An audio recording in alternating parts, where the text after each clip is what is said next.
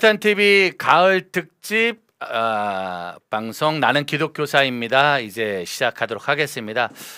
이제 저와 여러분들이 가을이 되면서 한국교회에서 가장 많이 중점적으로 준비하고 노력하고 만들어가는 분야가 교사대학이거든요. 그 교사에 대한 여러 가지 이야기들, 나는 기독교사입니다. 오늘 기독교사의 이야기에 대한 다양한 이야기를 해주실 우리 최가나 목사님 먼저 모시겠습니다. 안녕하세요. 네, 여러분 안녕하세요. 예, 네. 저는 더 작은 재단 스쿨처치 임팩트 대표로 섬기고 있는 최관하입니다. 네. 네. 더 작은 재단은 지난번에 우리가 또 워낙 네. 또 같이 이야기를 보면 또 많이 달렸는데 오늘은 특별히 목사님한테 아주 좋은 일이 있어서 네. 함께 방송을 모시게 됐습니다. 잠시 후에 이야기 이어서 가고요. 또 여전히 세상에서 기독교사의 삶을 멋지게 살아내고 계신 우리 박현동 목사님이십니다. 네, 안녕하세요. 10대 지기의 박현동입니다. 네. 네. 10대 지기의 박현동 목사님, 또 교회 더 작은 재단의 스쿨처치 임팩트의 최가나 목사님. 사실 두 분이 하시는 일은 거의 비슷한 거죠. 네, 그렇습니다. 네, 우리 좀 쉽게 얘기를 하자면 최가나 목사님은 본인이 하는 일을 어디 가서 이렇게 소개하실 때 어떻게 소개하는 게 제일 맞으신가요? 저는 일단 선생님들을 격려하고 다음 세대를 키우는. 예, 그래서 다음 세대를 키우기 위해서는 선생님들이 굉장히 중요하잖아요. 그래서 저는 이제 학교 현장에서 선생님으로 시작을 했으니까. 예, 그리고 제가 보기보다 나이가 많거든요. 보기에도 많아 보이나? 34년의 교직을 34년 작년에 마치고, 네, 기독교사의 삶을 마치고, 네, 이제 전국의 학교 아이들을 이제 기도하는 아이들로 세워가는 네, 그러한 사역을 하고 있습니다. 그런 의미에서는 이제 선생님들이 너무 중요하잖아요. 교사들을 위로하고 네. 학생들을 세우는 네. 또 현장 경험의 34년 네. 학교 사역. 사실은 그 34년이 있었기 때문에 지금의 그 마음이 있는 것이 아닐까. 네, 계속 이제 제가 몸담고 있던 영혼고등학교랑 학교에서 이제는 이제 전국의 학교 사역으로. 예, 그래서 전국의 다양한 선생님들을 뵙고요. 예, 그리고 다음 우리 제자 세대. 예, 다음 세대 아이들을 세워가는 일을 네. 네, 이렇게 하고 있습니다. 아예 그래서 이번에 이제 대표적으로 나는 기독교사입니다라는 네. 아예 그냥 이렇게 명함을 만드신 아예 거예요. 그냥 좀 책은 30번째 책이에요. 맞아요. 네, 제가 원래 이제 시인으로 이제 등단을 하고 그리고 와서 시집을 몇 권 낼 때까지만 해도 이제 신앙이 별로 없었던 술 마시고 시 쓰고 이제 그런 네. 낭만적인 시인, 옛날에 천상병 시인처럼 네, 네. 한잔하면서 그래서 저는 좀 일찍 죽을 줄 알았어요. 천재 시인은 요절한다 이런 말 있잖아요. 근데 천재는 아닌 것 같아. 예, 그래서 이제 현장에서 이제 기독교사로 바뀌면서 이제 울보 선생이라는 책이 네. 이제 좋은 교사 운동의 첫 단행본으로 나왔었어요. 예, 그때부터 이제 기도하는 선생님들의 이야기, 울며 기도하는 이야기, 회복되는 이야기 이런 것들을 쓰면서 온 게 이번에 나는 기독교사입니다. 이 책이 어느덧 30번째 책이 지난번에 됐습니다. 모든 이야기를 모으면 결론은 나는 기독교사다. 네. 이거는 변함이 없다. 네, 맞습니다. 이번에 그래도 이 책이 또 많은 분들의 사랑을 받고 있고 또 많은 분들에게 이거를 보니까 이 책을 편집해 준 분이 그런 말 하더라고요. 네. 난 교사도 아닌데 선생님들한테 고맙더라고. 네. 나는 교사도 아닌데 이걸 보다가 자기가 선생님들한테 고맙다라는 마음을 많이 해주더라고요. 자, 박현동 목사님 같은 경우에는 네네. 일단 저희한테 그냥 회장님이고 형님이잖아요. 본인이 어떻게 소개를 하시는 거예요, 청산사역에서? 이런 거죠. 그냥 제가 갖고 있는 생각은 이런 거예요. 이제 청소년 사역은 그냥 허공에 치는 사역보다는 이 바탕이 좀 있었으면 좋겠다. 이제 그 바탕이 저는 지역 거점이라고 생각하는 거예요. 그러니까 우리 중고등부 아이들이, 우리 청소년 아이들이 살고 있는 그 삶의 현장이 우리의 사역 현장이었으면 좋겠다. 그게 학교면 학교, 그 아이들이 다니는 학원이면 학원, 그리고 그들이 놀고 있는 그 동네가 그 생활권역이 우리의 성교지다. 그러면 그 생활권역에 있는 교회들이 함께 연합할 수 있었으면 좋겠다. 그리고 그것을 어레인지할 수 있는 거는 또 선교 단체의 또 전문성이 함께 그 사역을 한다면 그 사역이 지속 가능성이 있는 사역이 될 수 있지 않을까. 그럼 거기에서 가장 역동적이고 핵심 코어가 누구다? 저는 교회학교 교사라고 보는 거예요. 교회학교 교사다. 예. 그래서 그 교사가 다음이 아닌 지금 그들이 사역의 현장에서 살아낼 때 또 그 다음 세대 아이들과 살아낼 때 그들의 현장이 곧 우리의 현장이 될 수 있다. 어느 지역이든 한 교회 학교가 튼튼히 부흥한다는 건 그 지역 아이들이 살아난다는 그렇죠. 거니까. 네, 교회 학교가 살아나는 건 그 학교 아이들이 살아나는 거고. 그러니까 학교와 세상이 같이 병행되어져 가는. 네, 교회하고 네. 학교가 그 지역에서 이제 같이 연계하면서 다음 세대를 키우는 일에 합력하는 건 매우 중요하죠. 네. 네. 사실은 근데 우리가 늘 말하는 코로나 때 이 위기가 있었잖아요. 네. 현장에서 느끼는 좀 위기는 어때요, 목사님? 학교 현장이 지금 코로나를 거치면서 어떤 변화가 좀 있었나요? 일단 학교에서는 전체적으로 봉쇄가 된 거잖아요. 물론 우리 전체적으로 삶이 그랬었으니까. 그래서 실질적인 교육이 이루어질 수가 없는 거였고, 그리고 친밀감이 많이 떨어졌죠. 네. 그리고 모든 부분에서 막혀버리니까 이게 행복감이 많이 떨어진 것 같아요. 예. 그래서 코로나를 이제 우리가 한 3년 정도 이렇게 오면서 푹 떨어졌던 것이 그래도 감사하게 지금은 이제 조금씩 막 일어나고 있잖아요. 그래서 회복이 되고 있고, 그래서 그런 모습을 금년에 계속 보니까 너무 감사하고 기쁜데 코로나 때의 그 후유증이 아직도 있다는 생각이 들어요. 네, 그래서 많이 위로하고 격려하고 힘을 불어넣어줘야 되겠다. 네, 이런 마음이 많이 들었고요. 그래서 이 책에도 이제 그런 내용을 많이 담았어요. 네, 우리 선생님들의 이야기지만 그 제자들이 또 우리의 가정의 자녀고 교회의 아이들이잖아요. 예, 그리고 선생님들은 또 부모님도 될 수 있고 또 동료도 될 수 있고 이렇기 때문에 그래서 지금은 많은 격려가 일어나고 있지만 그 코로나 때 아팠던 힘겨웠던 것들이 아직은 좀 더 남아 있다. 그래서 우리가 좀 더 힘을 내야 되겠다. 네, 이런 마음을 좀 사실 갖고 그 있습니다. 남아 있다는 정도는 사실 현장에 있는 분들은 너무 피부적으로 와닿을 정도로 네. 힘들게 앞에서 전쟁 나면은 맨 앞에 있는 사람하고 뒤에서 회의하는 분들하고 좀 차이가 나는 것 같아요 보니까. 네. 뭐 지금 뭐 전세가 좋아지고 있다 하지만 현장은 그냥 여전히 네. 치열하게 살아가는 사실 이제 것처럼. 코로나를 이제 처음에 말씀을 드렸지만 지금 이제 교육 현장 교육의 현상을 우리가 다 보고 있잖아요. 네. 선생님들이 목숨을 잃고 학생들도 그렇고 학부모들과의 관계 등등에서 사실은 이제 외형적으로 봤을 때 교육 붕괴 현상이 일어난 거는 지금 당장의 모습처럼 보이지만 사실 한 20여 년 전, 수십 년 전부터 조짐이 다 있었습니다. 그런 것들을 다시 회복시키고 살려내고 하는 그런 몸부림도 있었지만 사실은 법과 제도 등등 각박함, 우리식으로 얘기하면 이제 영적으로 어두운 것들이 이제 다 무너뜨리고 있었던 거죠. 사실 사실 이번 책이 나오는 시점부터 해서 학교의 문제들이 그냥 일단 전국적인 이슈가 돼서 네. 가족들 교수님 좀 네. 목사님 글 쓴 거 보면 그냥 마음 아픈 글들이 늘 페북에 기도 제목으로 올라오더라고요. 네, 예전에는 후배들을 이제 생각하는 그 선생님하고 부모님이 하나가 돼서 가정의 자녀면서 제자를 키워가는 시스템이었잖아요.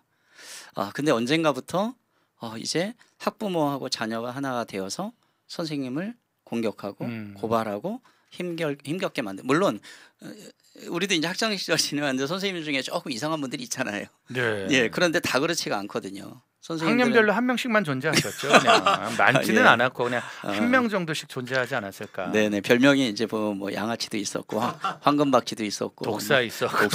독사였군요. 네, 그랬잖아요. 네. 참 그렇기 때문에 오히려 지금이 가장 어려운 순간이기 때문에 기독교사의 역할들이 더 중요한 때가 아닌가. 그래서 오늘 아마 목사님 강의가 더 중요할 것 같고요. 목사님, 선교단체는 지금 이번 여름에 들려지는 많은 소문은 그래도 교회 학교 현장이 막 살아난다. 선교단체 여름 사역이 막 살아난다. 이런 분위기들의 이야기도 좀 있더라고요. 그렇죠. 그래서 어떻게 보면 외형적으로는 한 뭐 거의 한 90% 이상은 좀 회복이 됐다.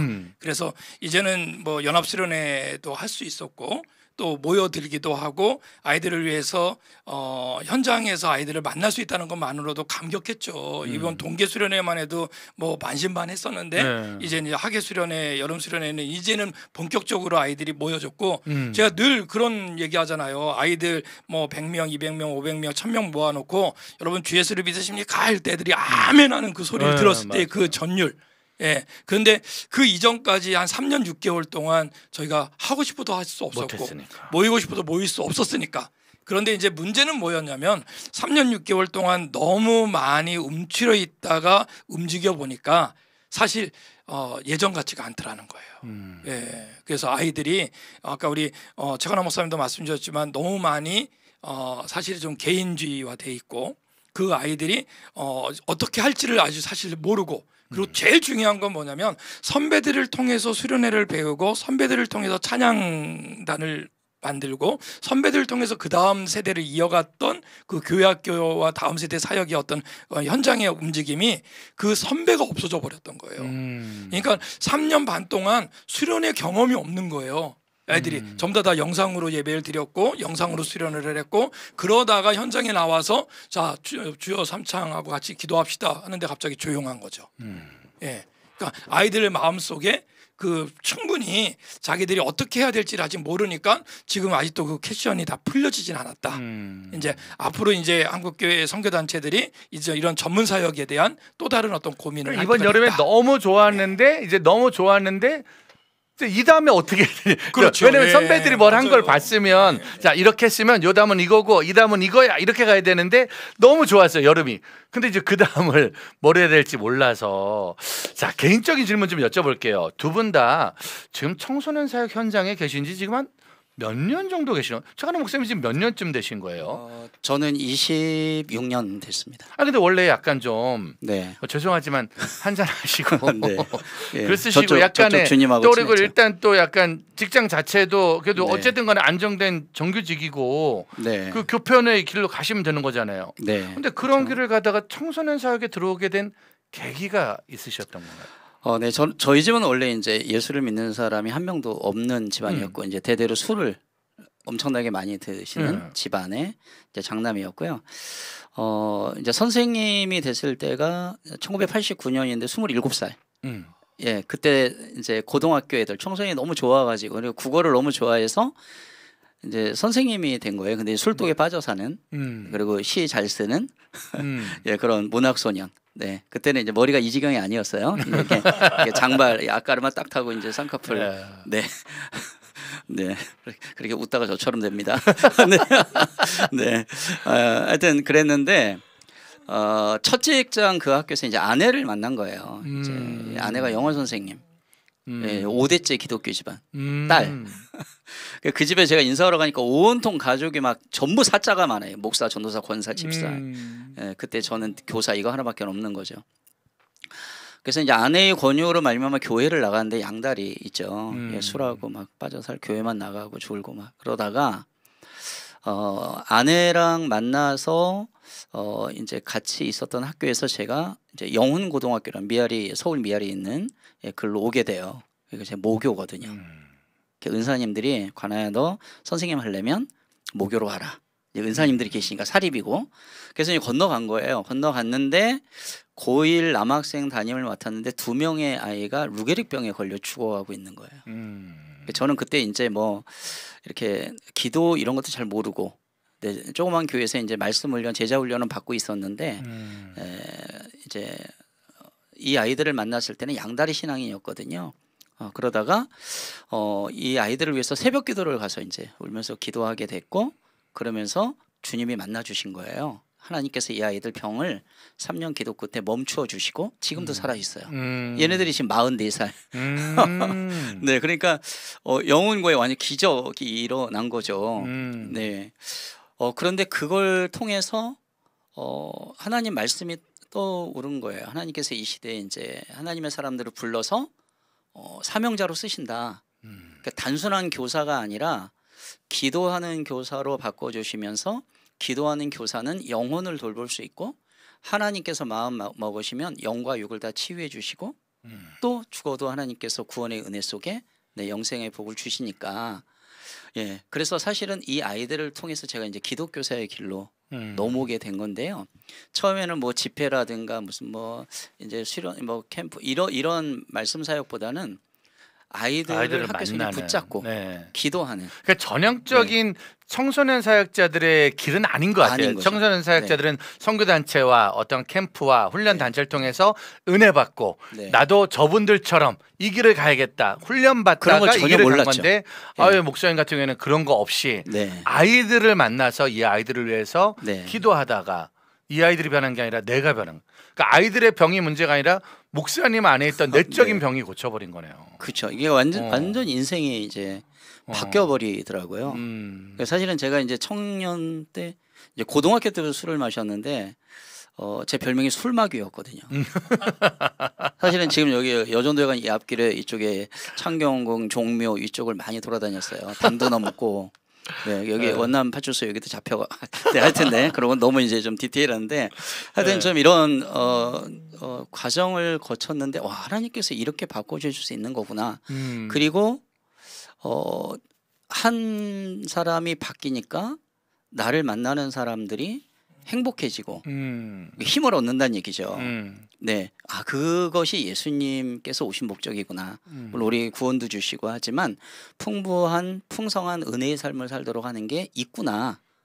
네, 왜냐하면 저는 이제 어려서 저희 집안이 너무 어두웠거든요. 술 마시면 싸우고 울고 막 이제 이런.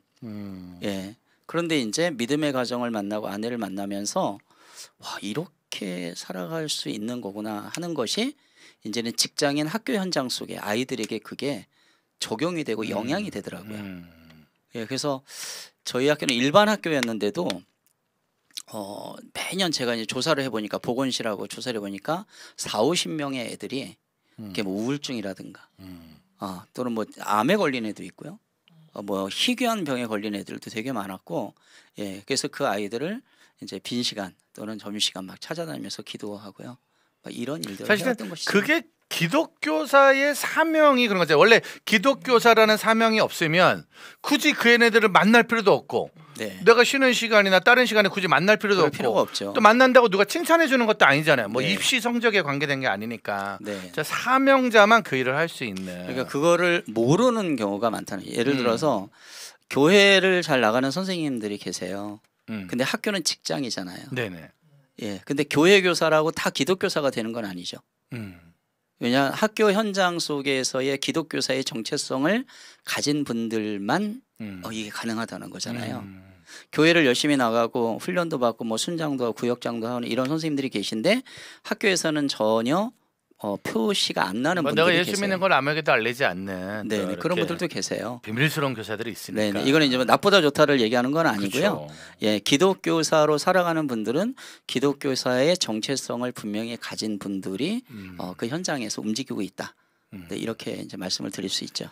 자, 그렇게 학교에서 기독교사의 사명을 영혼들 때문에 시작을 한 거네요. 자, 그럼 박현동 목사님, 10대직이라는 이름은 그러면은 누가 만드신 거예요? 10대직이라는 이름. 10대직이 저희 선교 이름이 10대직이었군요. 왜냐면 그 당시가 이제 뭐 10대 뭐 10대직이 뭐 10대 뭐 이런 것들이 10대들의 쪽지 한참 대신에 이제 10대직이라는 이름을 딱 시작할 때는 내 인생이 10대와 뭔가 이렇게 간다는 거잖아요. 맞아요. 그 목사님은 어떻게 그런 시작을 하게 된 거예요? 그러니까 10대직이라고 하는 이름 자체는 뭐 제가 그 의정부에서 10대직이를 시작하기 전에 서울의 그 청소년 교육 선교회라고 하는 단체에서 제가 상담 실장하면서 애들을 만나고 그랬었거든요.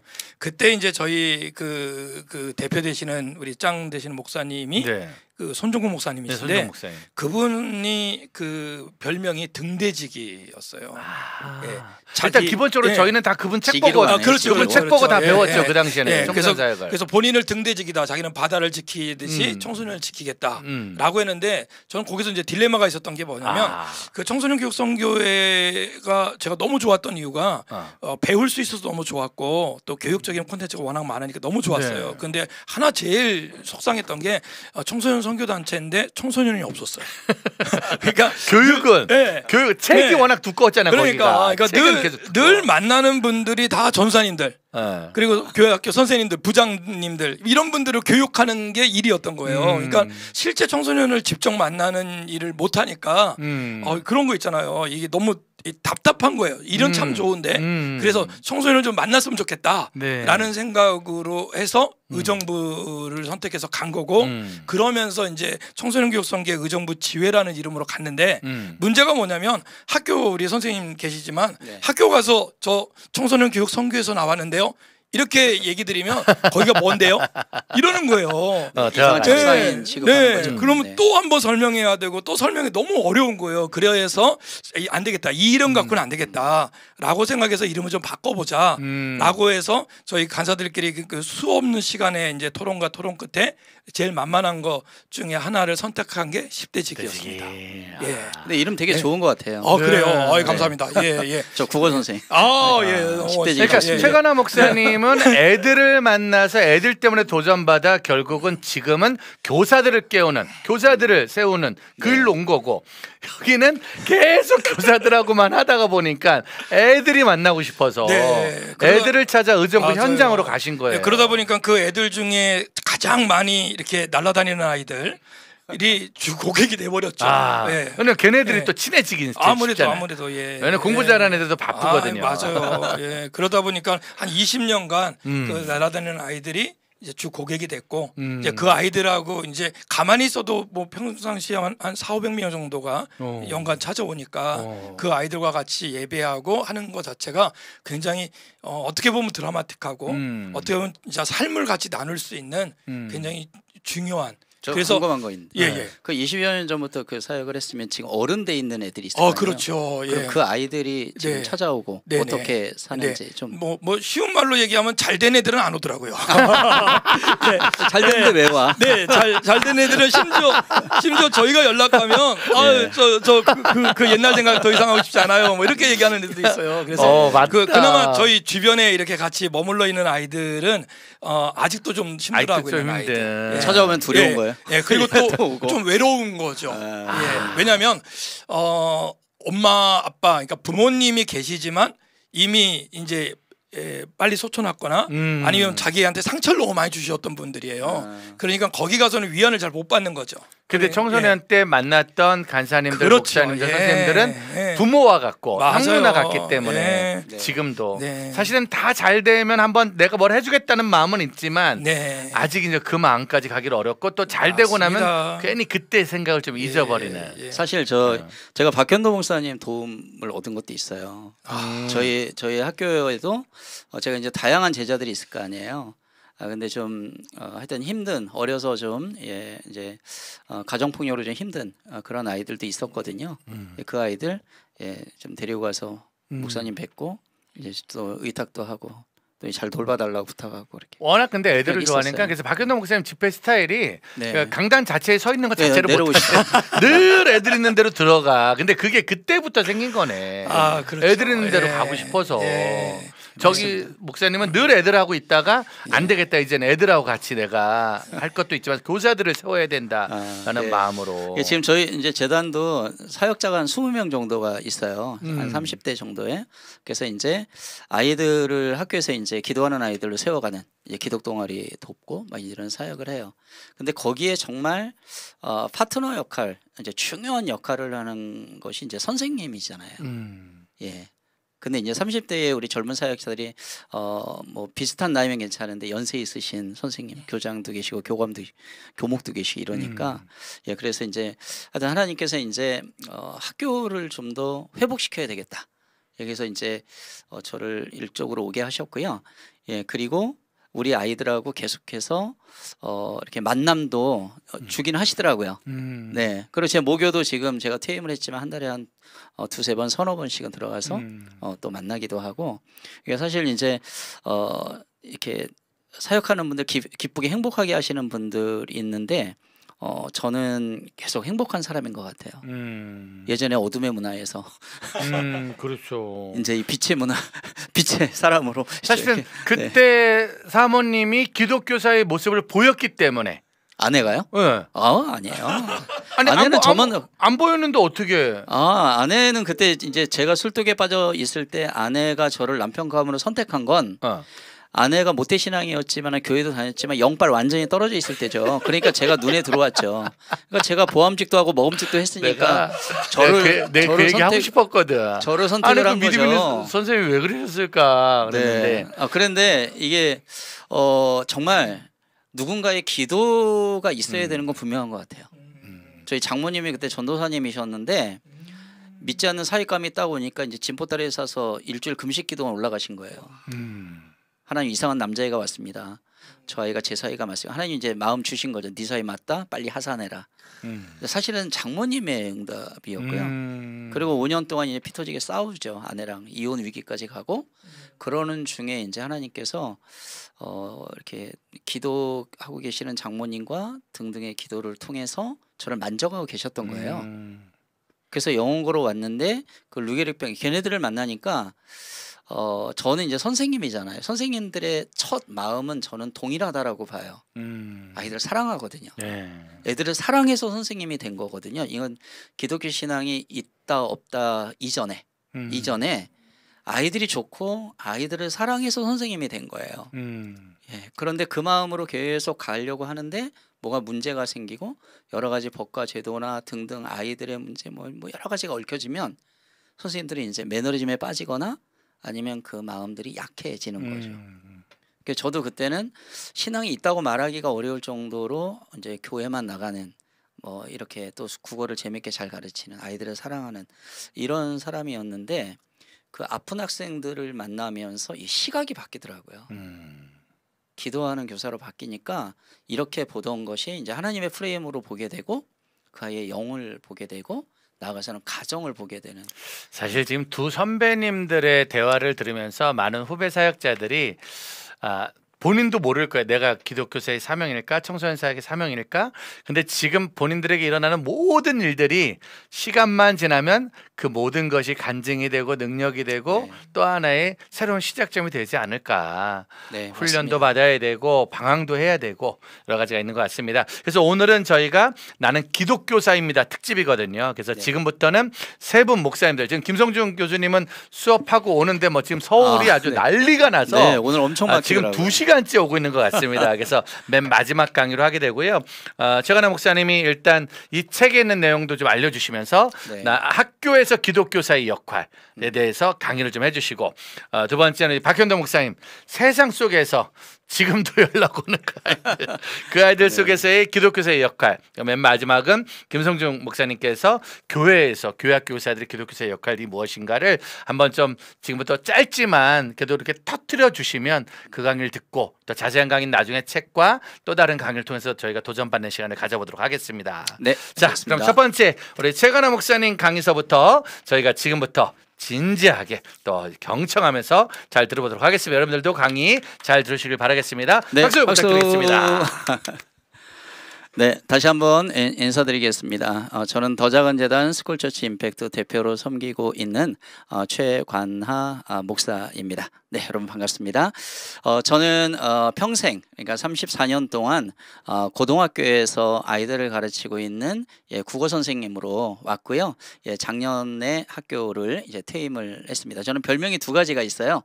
하나는 이제 울면서 기도하다가 쌍꺼풀 생긴 선생님. 그래서 이제 울보 선생이라는 별명이 있고 제가 쓴 이제 울보 선생이라는 책이 세상에 이제 조금 더 알려지게 되었죠. 그리고 또 하나는 이제 평생 청소년 어린 아이들을 만나니까 아이들하고 인사법이 이제 이렇게 소나트 날려서 한 글자로 인사를 합니다. 뀨 이렇게 인사를 해요. 네, 여러분 한번 해보실래요? 뀨. 네, 자 뀨라는 말은 몇 년 전에 나온 인터넷 채팅어잖아요.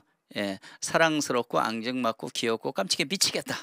네, 이런 뜻을 갖고요. 비슷한 의미로 두 글자 대헷이라는 그런 말도 있습니다. 저희 재단은 이제 닉네임을 써요. 그래서 저는 이제 뀨 목사님 또는 뭐 밖에서는 뀨 선생님 네, 이렇게 불리기도 합니다. 조금 아까 우리 같이 토크하는 중에 저의 과거를 잠깐 말씀드렸는데 저희 집은 이제 기독교 신자가 한 명도 없는 술을 너무나 많이 드시는 그러한 집안이었고요. 아이들을 사랑해서 선생님이 됐는데 제 의지, 제 사랑법 제가 가진 노하우로 제 실력으로 아이들을 사랑해 왔죠. 근데 정말로 사랑했습니다. 근데 지금도 이제 그 사랑의 마음은 더 확대된 것 같은데요. 그러는 중에 일반적인 아이들을 잘 가르쳐서 대학으로 잘 진학시키고 아이들을 사랑하는 그리고 잘 돌봐주는 그런 선생님으로 오던 중에 영훈고등학교로 오게 됐고요. 거기서 이제 루게릭병 제자들을 만나면서 이 아이들을 위해서 기도하는 선생님이 된 거예요. 제 아내가 이제 크리스찬이고 영어 선생님으로 와서 결혼하면서 교회를 나가게 된 겁니다. 하나님께서 루게릭병 애들을 살려주셨다 그랬잖아요. 그러는 중에 둘째 딸 아이가 태어났는데 얘가 2달 정도 태어난 지 2달 된 때부터 숨을 쉬면 뱃속에서 이상한 소리가 나고 막 가래가 들끓는 거예요. 제가 이 아이의 코를 2년 동안 빨아줘야 됐어요. 기관지 천시 폐렴합병증으로 너무 고생을 했거든요. 근데 루게릭병 애들이 예수님 만나고 몸의 병의 진행이 멈췄던 그 무렵에 이틀 전만 해도 가래가 들끓고 있던 이 아이 딸아이를 이틀 후에 병원에 데리고 왔는데 몸속에 있던 가래가 완전히 없어지고 건강이 회복된 겁니다.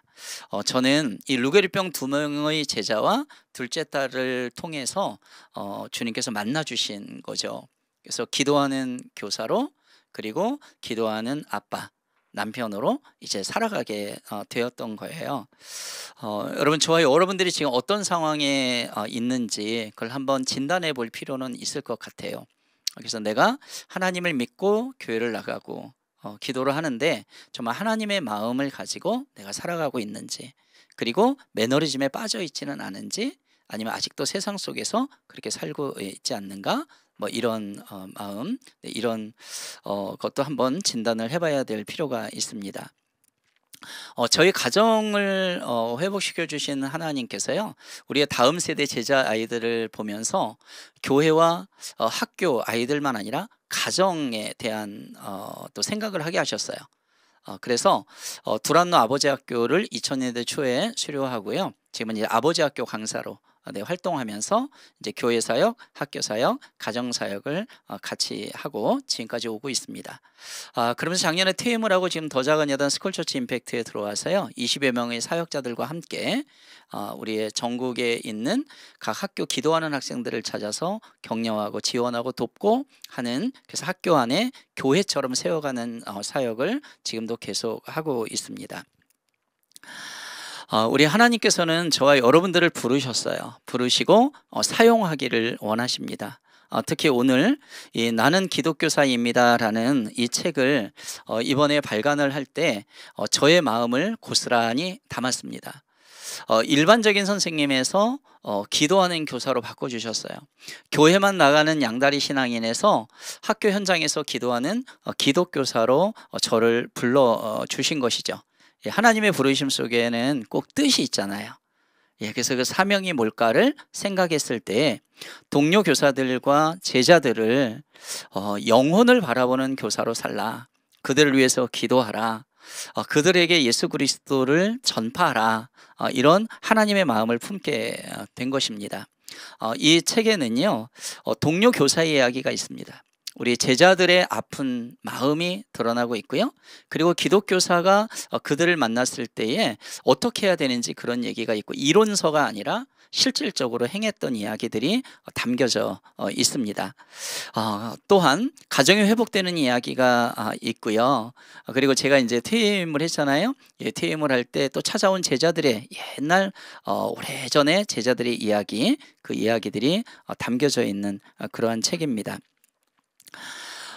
우리 기독교사들은요, 교회를 나가는 선생님이죠. 하지만 교회만 다니는 선생님이라고 다 기독교사가 되지는 않습니다. 저처럼 예전에 교회만 나갔고 또 술독에 빠져 살던, 하나님을 전혀 모르던 그 시절에서 벗어나서 학교에서 세상의 빛과 소금으로 살라는 마태복음 5장 13절 이하의 말씀처럼 이 학교 현장에서 기도할 때에 그 학교가 살아난다는 거예요. 회복이 된다는 거예요. 그리고 학생들과 선생님들이 힘을 얻고 주님이 주시는 축복을 누리며 살아가게 된다는 것입니다. 이 루게릭병 제자뿐만 아니라 참 많은 제자들이 떠오르는 제자 아이들이 있습니다. 한 여학생이 있는데 이 여학생은 자궁에 근종이 종양 7cm로 커버린 아이가 있었어요. 이 아이는 제가 담임을 맡고 있었습니다. 그런데 이 아이 아버지는 술독에 빠져 살고 또 미신을 쫓아다니고 택시기사인데 일은 안 하고요. 네, 그래 가정을 돌보지 않는, 즉 아버지는 있는데 아버지의 이름만 있고 존재감이 없는 그러한 아버지셨어요. 이 아이에게 복음을 전했고요.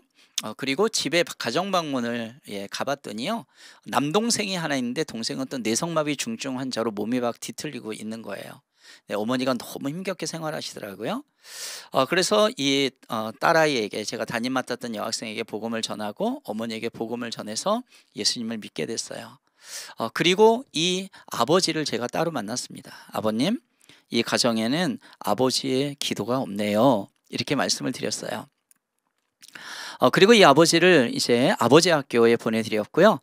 이 아버지 학교를 통해서 이 아빠가 내가 어떤 아빠였는지, 어떤 남편이었는지를 깨닫고요. 은혜를 받고, 우리식으로 얘기하면 변화가 되어서요, 집으로 오신 거예요. 딸아이는 너무 힘이 들어서 책상에 이렇게 엎드리고 있었고요. 몸이 너무 많이 안 좋아서 그때 이 아이의 수술비를 제가 한 200만 원 정도를 모으고 있던 중이었거든요. 근데 이 아빠가 들어오시자마자 딸아이의 방문을 딱 열고 딸아이 앞에 무릎을 꿇은 거예요. 그리고 눈물을 흘리면서 이렇게 얘기했어요. 딸아이의 이름을 부르면서요. 이름은 그냥 준이라고 할게요. 준아, 아빠가 너무 미안해. 네가 몸이 이렇게 많이 아픈 건 아빠 때문인 걸 알았어. 아빠도 이제 널 위해서 기도하는 아빠가 될게. 이 준이는요, 아빠 품에 안겨서 엉엉대고 울었어요. 그런데 이 눈물은 더 이상 아빠에 대한 분노와 원망의 눈물이 아니었고요, 아빠를 사랑하고 용서한다라는 그러한 의미를 담은 눈물이었어요. 그리고 이 아이를 며칠 후에 병원에 데리고 갔는데 몸속에 있던 자궁 종양 7cm가 1.5cm로 줄어버렸습니다. 기독교사는요, 우리 아이들의 아픈 현실을 보고 상담을 해줄 수 있는 교사라고 생각이 들어요. 그렇죠? 아이들에게 조언도 해줄 수 있고요, 아이들에게 멘토가 될 수도 있고요, 아이들의 길잡이 역할을 해줄 수 있는 교사라고 보여집니다. 그리고 아이들을 놓고 기도할 때 기독교사를 통해서 영적으로 육적으로 치유되는 은혜를 경험케 된다는 사실을 저는 많이 보았고요, 실제로 경험을 했습니다. 그래서 복도를 다니고 또 교실에서 이렇게 보면 예를 들어서 머리가 아프다 그러면 아이를 붙잡고 기도하고요, 깁스를 하고 있다 그러면 또 아이를 위해서 기도하고요, 마음이 너무 안 좋다 그러면 또 위해서 기도하고요 하는 현장에서 기도하는 모습들이 바로 기독교사의 모습이 된다는 사실입니다. 그런 의미에서 기독교사는요, 영적으로 육적으로 치료할 수 있는 그러한 의사의 역할을 감당하기도 합니다. 그뿐만이 아니라 아까 준이의 가정처럼요, 가정을 회복시킬 수 있는 그런 도구의 역할도 기독교사들이 감당할 수 있다는 거예요. 그런데요, 가장 중요한 것은 무엇이냐 하면 이 아이들의 영혼을 살리는 일을 할 수 있다는 것이죠. 자, 우리가 기독교사라면 우리 모두 성도들도 다 마찬가지입니다. 하나님의 사랑을 우리가 가지고서 아이들을 교육하는 거 아니겠습니까? 하나님의 사랑은 죽기까지 사랑하신, 끝까지 포기하지 않는 사랑이잖아요. 그 사랑이 우리 속에 들어올 때에 그 사랑으로 우리의 다음 세대 제자 아이들을 사랑할 수 있다라는 것이죠. 그래서 하나님의 사랑을 전하는 그러한 교사가 바로 기독교사다, 이렇게 얘기를 할 수가 있고요, 이 아이들의 영혼을 살리는 그런 교사로 살아가게 할 수 있다, 이런 이야기입니다. 그래서 기도하는 교사는 매우 아름답다는 거죠. 제가 이 표현을 잘 씁니다. 기도하는 교사, 기독교사는 참 아름답다는 것입니다.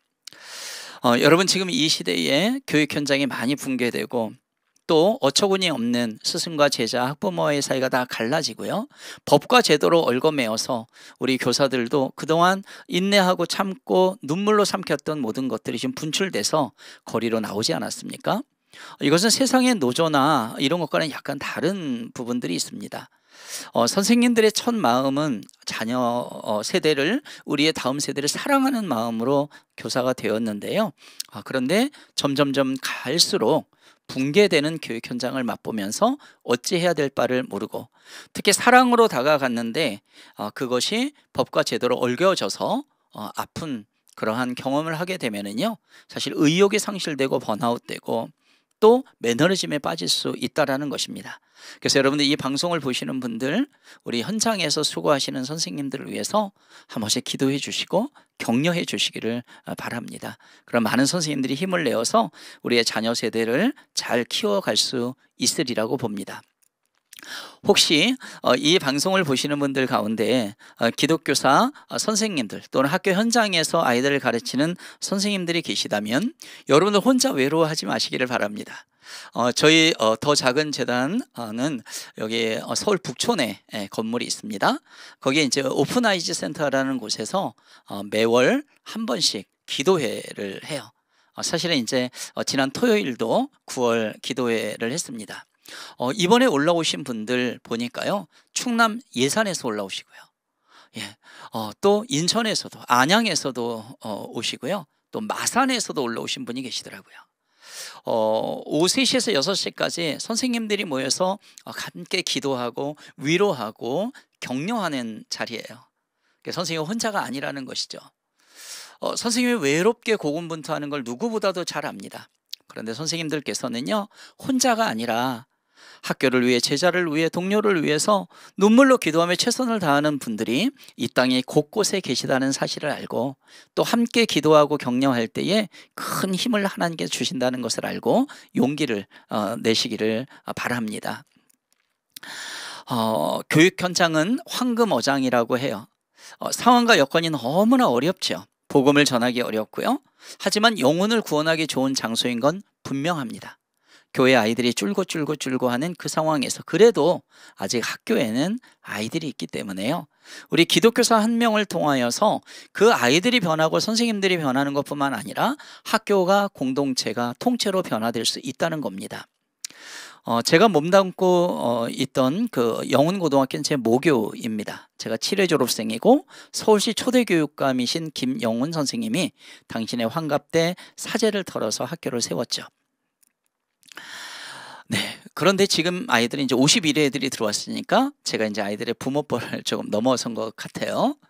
예, 그런데 그 학교에서 제가 이제 기독교사로 변화가 됐잖아요.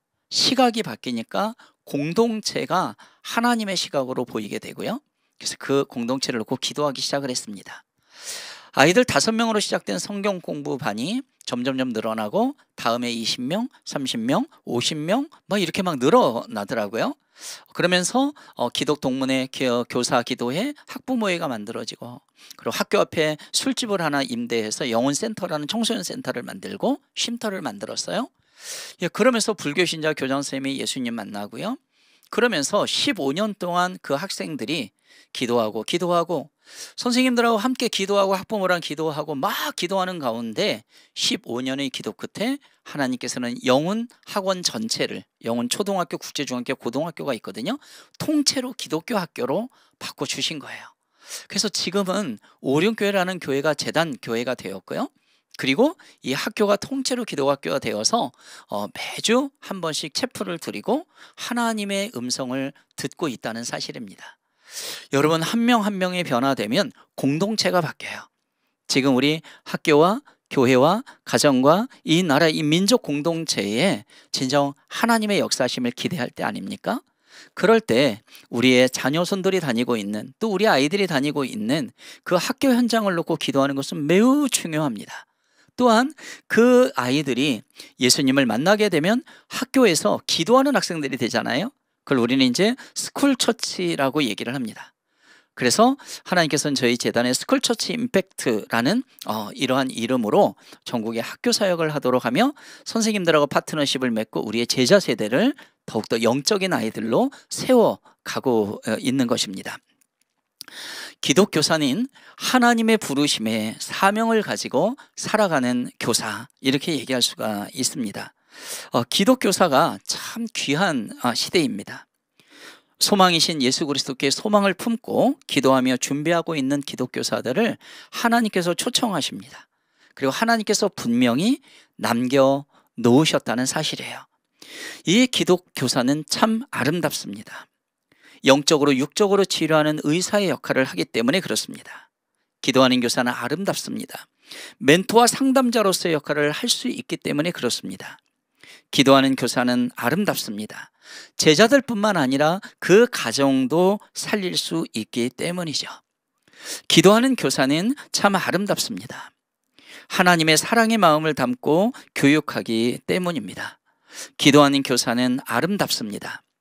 영혼을 살리는 일을 하기 때문에 그렇습니다.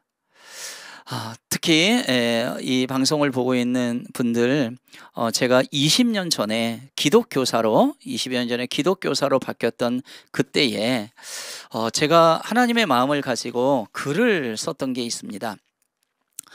이것은 이제 기독교사의 마음을 담은 시해서 제가 썼던 것인데요. 2000년대에 쓴 것인데 지금 봐도요. 그래서 오늘 여러분들 만남에서 이 글을 마지막으로 읽어드리는 것으로 이렇게 제 강의를 마칠까 싶습니다. 기독교사의 선생님들의 마음을 좀 절절히 담아 보시면 좋을 것 같고요. 그리고 우리 선생님들은 이 글을 통해서 한번 내 사명을 좀 깨달아하는 그런 시간으로 보시면 좋을 것 같습니다. 제가 이 시를 낭송하도록 하겠습니다. 눈물을 흘리리라. 기독교사의 시. 무너지는 학교, 무너지는 가정, 무너지는 아이들, 무너지는 제자들. 손에 손잡고 가슴 따뜻한 인정을 나누는 교실이 아니라 네가 무너지고 내가 무너지고 교사가 무너지고 제자들이 무너지는 이 패악한 세상, 이 험악한 교실에서 깨어있는 교사로 살리라 다짐에 맹서하건만 물밀듯 찾아드는 허탈감과 고독. 사랑을 베풀리라. 사랑이 부족한 아이들에게 내 뜨거운 가슴 열어놓고 아이들에게 다가가리라. 금석 같은 마음으로 얼마나 다짐했나, 얼마나 결심했나. 그러나 소명의식의 다짐도, 동료 교사의 격려도, 학부모의 질타와 아이들의 냉소에 뒷전으로 밀려난 이 시대의 교사. 이제는 무엇으로 이들을 만나야 하는가? 이제는 어떤 용기로 이 땅의 교육을 책임져야 하는가? 주님 주신 사랑 십자가에 못 박히도록 우리를 사랑하신 그 마음이 필요한 때, 그 사랑이 요구되는 때, 오직 눈물로 기도하리라. 오직 주님만을 바라보며 그 느꺼운 사랑을 공급받으리라. 두 손 마주 잡고 교단에 무릎 꿇고 아이들의 순전한 영혼을 생각하며 회복의 기도를 드리리라. 사도의 길은 주님이 허락하신 골고다 언덕길, 이 험난한 고갯길을 나의 십자가를 메고 교사의 멍에를 메고 묵묵히 전진하리라. 주님께서 도우시리니, 주님께서 함께 그 십자가를 지워주시리니. 우리 기독교사 선생님들 힘내시기를 바랍니다. 또한 이 방송을 보시는 분들, 우리 현장의 기독교사 선생님들을 위해, 이 땅의 선생님들을 위해서 많이 중보해 주시기를 부탁드립니다. 네, 제 강의를 여기서 마치겠습니다. 감사합니다. 네, 최가나 목사님, 최가나 선생님, 또 우리 최가나 대표님, 귀한 강의 너무너무 감사합니다. 나는 교사, 기독교사입니다라고 하는 제목으로 저는 나는 세상에서도 기독교사입니다라는 제목으로 강의하게 될 10대지기의 박현동입니다. 안녕하세요. 네, 제가요 교회 헌신 예배나 아니면 아이들 집회를 이렇게 갔을 때 특히 이제 선생님들한테 여쭤보는 게 있습니다. 뭐라고 여쭤보냐면 이제 성도님들이 이제 오후 예배니까 쫙 앉아 계시잖아요. 거기에 뭐 장로님들, 권사님들, 집사님들, 그리고 교회학교 선생님들, 또 아니신 분들 이렇게 다 앉아 계시잖아요. 그럼 제가 여쭤봐요. 뭐라고 여쭤보면, 자, 지금 교사이신 분 손 이렇게 하면은 교사분들이 이렇게 삐쭉삐쭉 손을 듭니다. 네, 어떤 교사요? 지금 현재 교사이신 분들. 예, 뭐 유치부, 유초등부, 중고등부, 뭐 청년부도 담당 교사가 있죠. 거기까지 손을 이렇게 삐찍삐찍 들어요. 그러면 아, 이분들을 위해서 박수 하면 막 박수 쳐주세요. 그리고 또 한 번 여쭤봐요. 그럼 뭐라고 여쭤보냐면 앞으로 교사가 되실 분 손 하면 손을 안 들어요. 그래서 제가 이렇게 얘기합니다. 아, 우리 성도님들께서 지금 뭔가 오해하신 것 같은데요. 교회에는 딱 두 종류밖에 없습니다. 뭐냐고요?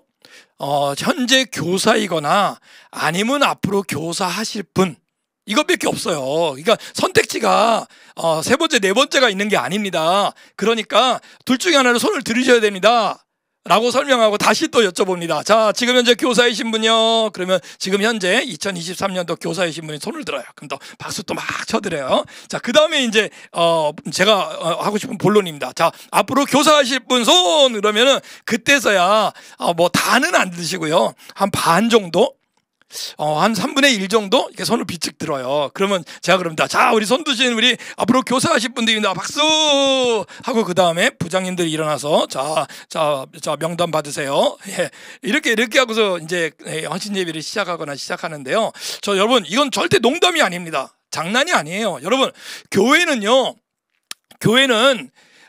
두 종류의 사람이 있다라는 거예요. 뭐냐면 지금 현재 누군가를 가르치고 있는 교사, 그 또 누가 있다?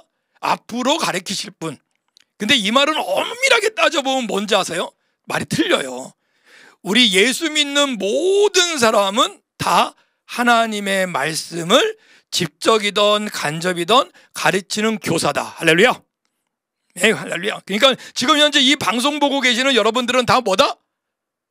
맞아요, 교사다. 그러니까 한번 따라서 한번 해보세요. 따라서 한번 해보세요. 자, 나는 자, 자기 이름 넣읍시다. 자기 이름 다시 한번. 나는 지 이름을 넣으시라고요. 지 이름 다시 한번. 나는 기독교사다.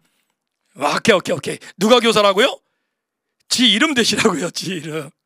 여러분, 내가 목사이기 전에 교사라는 거예요. 내가 장로이기 전에 교사고, 내가 권사이기 전에 교사고, 내가 성도이기 전에 교사라는 거예요. 왜요? 우리는 하나님이 값없이 주시는 그 은혜로 주의 말씀을 듣게 됐고, 그 말씀을 통해서 우리는 구원을 받았습니다. 할렐루야. 그러면 어떻게 해요? 이제는 우리도 그 배운 말씀, 그 전해드렸던 그 말씀을 또 누군가에게 전해주셔야 돼요. 그게 누구래도요. 내 자녀들이라 할지라도, 내 손자라 할지라도, 그죠? 우리 옆집 아이라 할지라도 누군가에겐 또 교사로, 가르치는 교사로 여러분들이 섬길 수 있었으면 좋겠어요.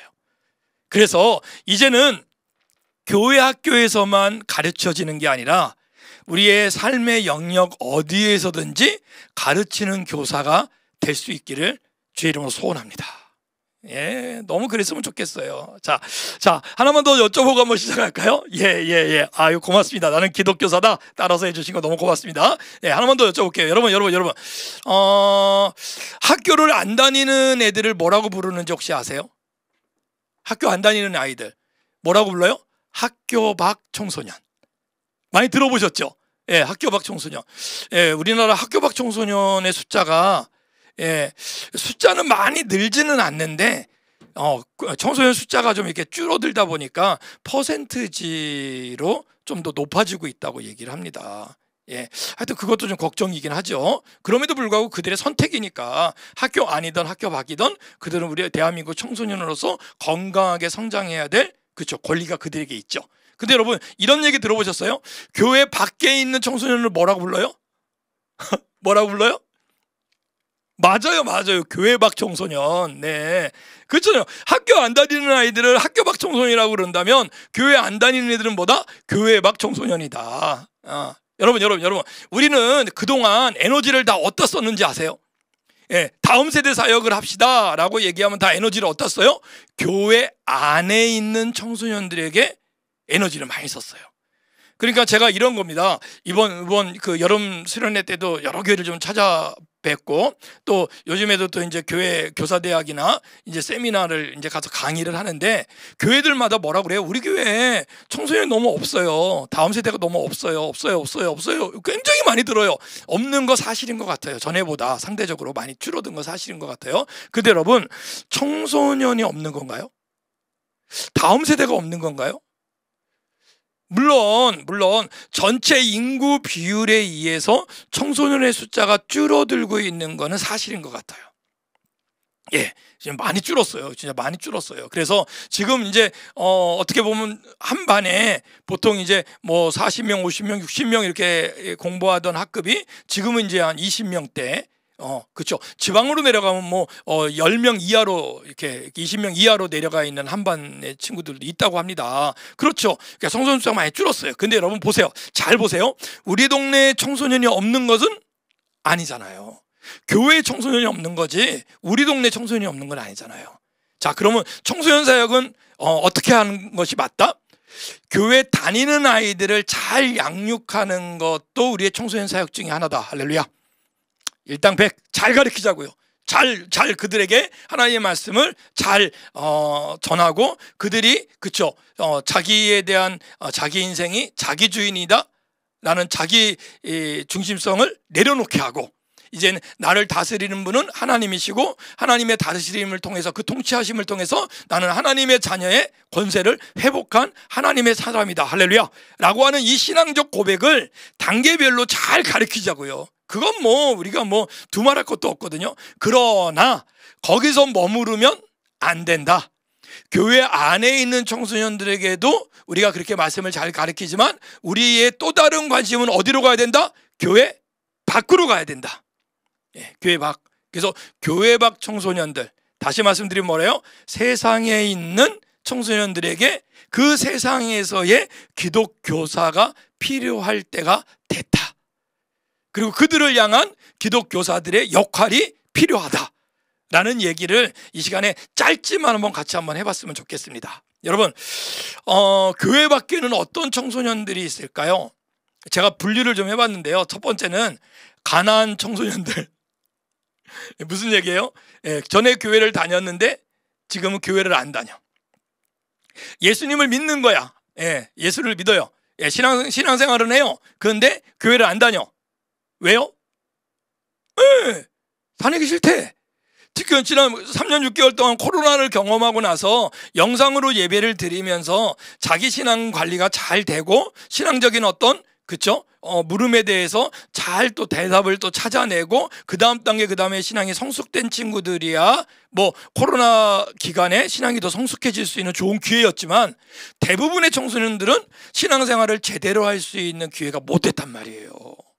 그러다 보니까 그동안은 의당 주일은 어디 가야 된다? 교회. 예. 그렇잖아요. 토요일까지 내 맘대로 인생을 살다가 뭐 학원 가고 뭐 친구들하고 놀고 막 하다가도 주일날 오전에는 어디 가야 된다? 교회. 그렇잖아요. 그런 친구들이 습관처럼이라도 교회 가서 머리 쳐박고 이런 말 하면 안 되는군요. 예, 머리 숙이고 예, 그렇죠. 교회에 그냥 있더라도 교회에 있었단 말이에요. 근데 이 코로나 3년 6개월 동안에 우리 아이들의 조금 문화가 좀 바뀌었어요. 어떻게 해요? 안 가겠다는 거예요. 그리고 엄마한테 뭐라고 얘기해요? 아빠 장로님한테, 엄마 권사님한테 뭐라고 그래요? 자기 영상으로 예배드리겠다. 그러면서 교회를 안 나가. 예. 지금 코로나가 이제 거의 이제 평상시 수준으로 왔잖아요. 그럼에도 불구하고 뭐 이런저런 이유로 안 나가. 교회를 안 나가. 예. 그렇잖아요. 여러분 상상 한번 해보세요. 나가야 될 이유를 찾으려는 것도 많이 좀 어렵지만 안 나갈 이유를 찾는 건 수만 가지 수천 가지 찾을 수 있지 않겠어요? 그런 청소년들이 의외로 참 많다. 예, 많다. 예. 그리고 또 두 번째 청소년들은 어떤 친구예요? 예, 교회를 1도 안 다녀봤던 친구들. 와, 저희 어렸을 때는요, 제가 어렸을 때, 뭐 나 때는 얘기하면 또 꼰대 같은 얘기인데, 여러분 저희 어렸을 때는요, 교회를 안 다녀본 아이들, 예수를 안 믿는 애들은 많았어도 교회를 안 다녀본 애들은 거의 없었던 것 같아요. 예, 뭐 성탄절에 한번 갔든지, 부활절에 한번 가든지, 여름 수련회 한번 쫓아가든지, 그렇죠? 아니면 문학의 밤, 옛날에 그런 게 있었거든요. 그렇게 해서 쫓아가서 교회를 안 가본 아이는 거의 없었던 것 같아요. 근데 요즘 잘 안 놀라시니까 빨리 말씀드릴까요? 요즘에는요, 우리 청소년들한테 가서 물어보십시오. 우리 다음 세대한테 물어보십시오. 너 교회 가본 적이 있니? 라면요, 거의 10에 7, 8이 아니요 라고 얘기해요. 예, 교회 문턱을 밟고 올라가 본 아이들, 예배를 드려본 아이들이 의외로 너무 많아요. 예, 이런 아이들. 또 세 번째는 어떤 아이들이에요? 뭐냐, 이 두 가난한 청소년이나 교회를 1도 안 다녀본 아이들과 복합적인 아이인데요. 좀 놀아본 아이들. 예. 그래서 자기 개성이 워낙 강해서 그렇죠, 교회를 잘 갈 수 없었던 아이들. 뭐 이런 아이들이 교회 밖 청소년들의 한 단면적 모습이지 않을까.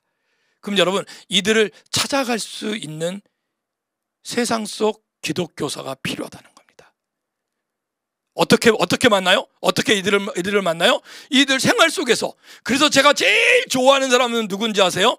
예? 편의점 사장님, 집사님. 예.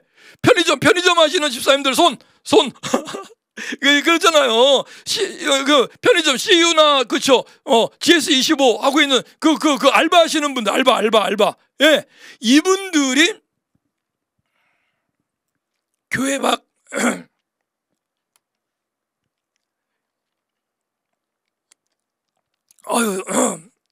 아유 죄송합니다. 아이고, 예, 목이 갑자기 좀 쉬었습니다. 예. 편의점 하시는 그 집사님들, 그 알바하는 청년들, 이 사람들이 어떻게 된다? 교회 밖 교사가 돼야 된다. 여러분, 아이들이 제일 많이 가서 만나는 데가 또 어디 있을까요? 예? 어디요? 예, 맞아요. 학원 선생님하고 계시는 분. 짱. 예, PC방, 콜. 예, 너무 좋습니다. 예. 또 어디 있을까요? 생활 속에서 아이들을 만날 수 있는 그 환경이 나한테 있다면 그 안에서 아이들을 만날 수 있는 요지가 있는 그분들은 세상 속에서의 기독교사가 되셔야 돼요. 근데 여러분, 너무 웃긴 게 뭔지 아세요? 여기에서 대놓고 야야야야 너 우리 교회 가자 라고 얘기하면 애들이 대부분 거부감을 일으켜요. 그러면 어떻게 해야 될까요? 그 애들하고 친해지기를 하세요. 예. 어떻게 해요? 그러니까 어차피 물건 팔고 어차피 와서 그렇죠, 안내해주고 알바하는 건데 우리가 그 사람들에게 어떤 모습이요? 따라서 한번 해보실래요? 다르다. 예, 뭐라고요? 맞아요. 다른 어떤 PC방에 알바하시는 분하고 좀 다르다. 그렇죠? 어느 편의점에 알바하시는 분 주인하고도 좀 다르다. 이분은 좀 다르구나라고 느끼면 경계심이 조금 풀어집니다. 그럼 다가갈 수 있거든요. 예. 그런 걸 뭐라고 얘기하냐면요, 심리적으로 저항을 좀 줄이고 근접성의 원리. 어떻게 해요? 자주 만나다 보면 어떻게 해요? 친해질 수 있는 기회가 생겨요. 그러면 여러분, 요즘 우리 아이들이요, 코로나 이후에 가장 많이 그 심리적인 어려움을 얘기하는 게 뭔지 아세요? 외롭다는 겁니다. 예. 주변에 있는 친구들이 있는데 그동안은 밥을 어떻게 먹었어요? 학교에 가서 중식을 먹을 때도 앞을 보고 혼자 먹었어요. 누구하고 이렇게 만나서 눈을 마주치고 얘기한 경험이 있다 없다? 없다. 그게 많지 않다. 그러니까 이제 마스크를 벗고 이제 얘기하려니까 서먹하다 안 서먹하다? 서먹하다. 그러니까 내가 먼저 가는 게 이게 쉬운 것 같지만 쉽지 않아요. 그럴 때 우리가 우리의 생활 공간에서 그 아이들을 만나볼 수 있었으면 좋겠다. 그래서 제가 제안하는 건데요, 뭐냐면 저희가 그 많은 교회들이 지금 하고 있는 것 중에 하나가 10대 나면이라는 그런 프로그램을 하고 있어요. 그게 뭐냐면 아이들이 등하교하는 것 중에 하교할 때 많이 지나가는 공간에다가 그냥 뜨거운 물 끓여놓고 거기다 라면 한 30개, 한 50개 갖다 놓고 선착순으로 오면 그 라면을 그냥 그쪽에서 공짜로 주는 거예요. 거기서 주 예수를 믿으십시오 이게 안 하는 겁니다. 일도 안 하는 거예요. 그냥 애들 요즘 아이들 그쵸, 많이 안 먹는다고 하지만 그럼에도 불구하고 그 10대 때 가장 배고픈 시기가 그쵸, 학교 끝나고 집 올 때, 학원 갈 때, 그때 제일 배고프잖아요. 그때 아이들이 와갖고 그쵸, 이 라면 그냥 공짜로 먹는 거예요. 근데 여러분, 놀라운 게 뭔지 아세요? 사람은요, 누구에게 마음이 가요? 먹을 거 주는 사람이요. 저는 그래서 교회가 우리 아이들한테, 어떤 아이들이요? 교회 안에 있는 아이들 말고 교회 밖에 있는 아이들한테 좀 많이 좀 먹였으면 좋겠어요. 예, 그렇죠. 그래서 컵라면은 그냥 무료로 선착순 50명 해서 주는 거예요. 그래서 매주 수요일 오후 3시부터 4시까지 1시간 동안 이 컵라면을 준대더라. 이 소문이 나는 거죠. 그래서 자연스럽게 만나죠. 그러면 어떤 일이 벌어져요? 그 애들이 물어봐요. 이거 왜 줘요? 선생님 뭐예요? 그래요, 맞아요. 예. 떡볶이 한 판, 그쵸? 더더하지 말고 한 판. 예. 해갖고 애들이 오면 컵볶이로 퍼서 주는 거예요. 애들과 접촉하는 사람이 저는 세상의 어떤 누군가가 아니라 교회 다니시는 성도님들이었으면 좋겠어요. 그러면 그 사람이 누구다? 기독교사가 되는 거예요. 마지막으로요, 이런 제안을 좀 한번 해보려고 그래요. 뭐냐면 우리 기독교 생태계가 좀, 우리 다음 세대의 생태계가 좀 활발하게 지역 거점에서 살아났으면 좋겠어요. 아이들의 생활하는 공간에서 많이 일어났으면 좋겠거든요. 그러기 위해서는요, 한 교회가 움직이는 것도 중요하죠. 해야죠. 근데 한 교회만 갖고 힘이 없을 수 있잖아요. 그래서 제가 제안하고 싶은 건 뭐냐면, 아이들이 다니는 중학교나 고등학교 중심에 한 1km 반경, 한 1km에서 1.5km 안에 있는 교회들이 함께 협력해서, 만약에 그 학교가 만약에 송영고등학교다, 그러면 송영고등학교 전도 프로젝트, 이런 거 한번 만들어 봤으면 좋겠어요. 그래서 어떻게 해요? 우리 교회 와라, 예수 믿어라 라고 외치는 게 아니라 그 학교 주변에 어느 교회는 그 교회 1층에 있는 그 의유 공간에서 아이들을 위해서 보드게임을 좀 만들어 준다든지, 놀거리 있죠, 놀거리. 또 어디는 아까 같이 10대 라면을 좀 해서 라면을 좀 이렇게 제공해 준다든지, 어디에서는 좀 아이들이 다니다가 갔는데 거기가 선생님들이, 교회에 관계된 사람들이 뭔가를 하는 거야. 예. 그리고 그들이 자연스럽게 모였을 때 그들을 모아서, 중학교 아이들 지금 자원봉사 시간을 그쵸, 학원 다니고 뭐 하다 보니까 하기가 좀 어렵거든요. 근데 그들을 모아가지고 지역에, 그쵸, 우리가 정화 작업도 할 수 있고 함께 텃밭 가꾸기도 할 수 있고, 그래서 자원봉사 프로그램을 좀 만들어 보는 거예요. 예. 너무 재밌는 게 뭔지 아세요? 그러면서 자연스럽게 모임 장소를 어디에서 한다? 교회에서 하는 거예요. 제가 아까 앞에서 말씀드렸잖아요. 어떤 아이들, 교회를 1도 안 다녀본 아이들이 요즘 아이는 많다 적다? 의외로 많다. 그러면 그 아이들한테 교회의 문턱을 좀 쉽게 들락달락할 수 있도록 기회를 좀 제공해 줬으면 좋겠다. 그래서 교회가 그렇게 마음을 좀 열고, 또 교회가 서로 협력해서, 그렇죠, 그 지역에 신앙적인 어떤 어프로치 할 수 있는, 접근할 수 있는 생태계를 좀 많이 만들어 놨으면 좋겠다. 근데 거기에 누가 있는다? 기독교사들이, 그렇죠, 머물러 있는다. 근데 이 교사들은 교회 안에 있는 기독교사들은 이미 우리 안에 들어와 있는 우리 자제들, 우리 자녀들, 우리 후배들, 우리 아이들에게 말씀을 체계적으로 가르치는 교사들로 가시고, 이분들은 어떻게 해요? 예? 그렇죠, 교회 밖에 있는 아이들에게 교회가 꼭 전도라고 하는 것을 교회 안으로 데리고 온다고 생각하면 전략이 좀 이상해지잖아요. 근데 그거를 좀 더 넓게 얘기하자는 거예요. 교회에 대해서 아이들한테 문화화, 라이프 스타일의 그 문화 속으로 들어가게 해보자는 거예요. 그래서 이 교회 저 교회 이 교회에서 서로 모여서 그렇게 만들어졌던 아이들끼리 함께 시합도 하고 게임도 하고, 어떤 때는 어떤 발표회도 같이 하고 하면서 그 지역에서 자연스럽게 어디를 빌려서요? 그 학교 강당을 좀 빌려서, 예, 교회에서 찬양을 하고 교회에서 말씀 전하고 애들을 초대하는 게 아니라 학교 강당에서 아이들을 부르는 거예요. 그래서 어떻게 해요? 아이들이 지금, 그쵸, 요즘 춤추는 거 댄스 워낙 좋아하잖아요.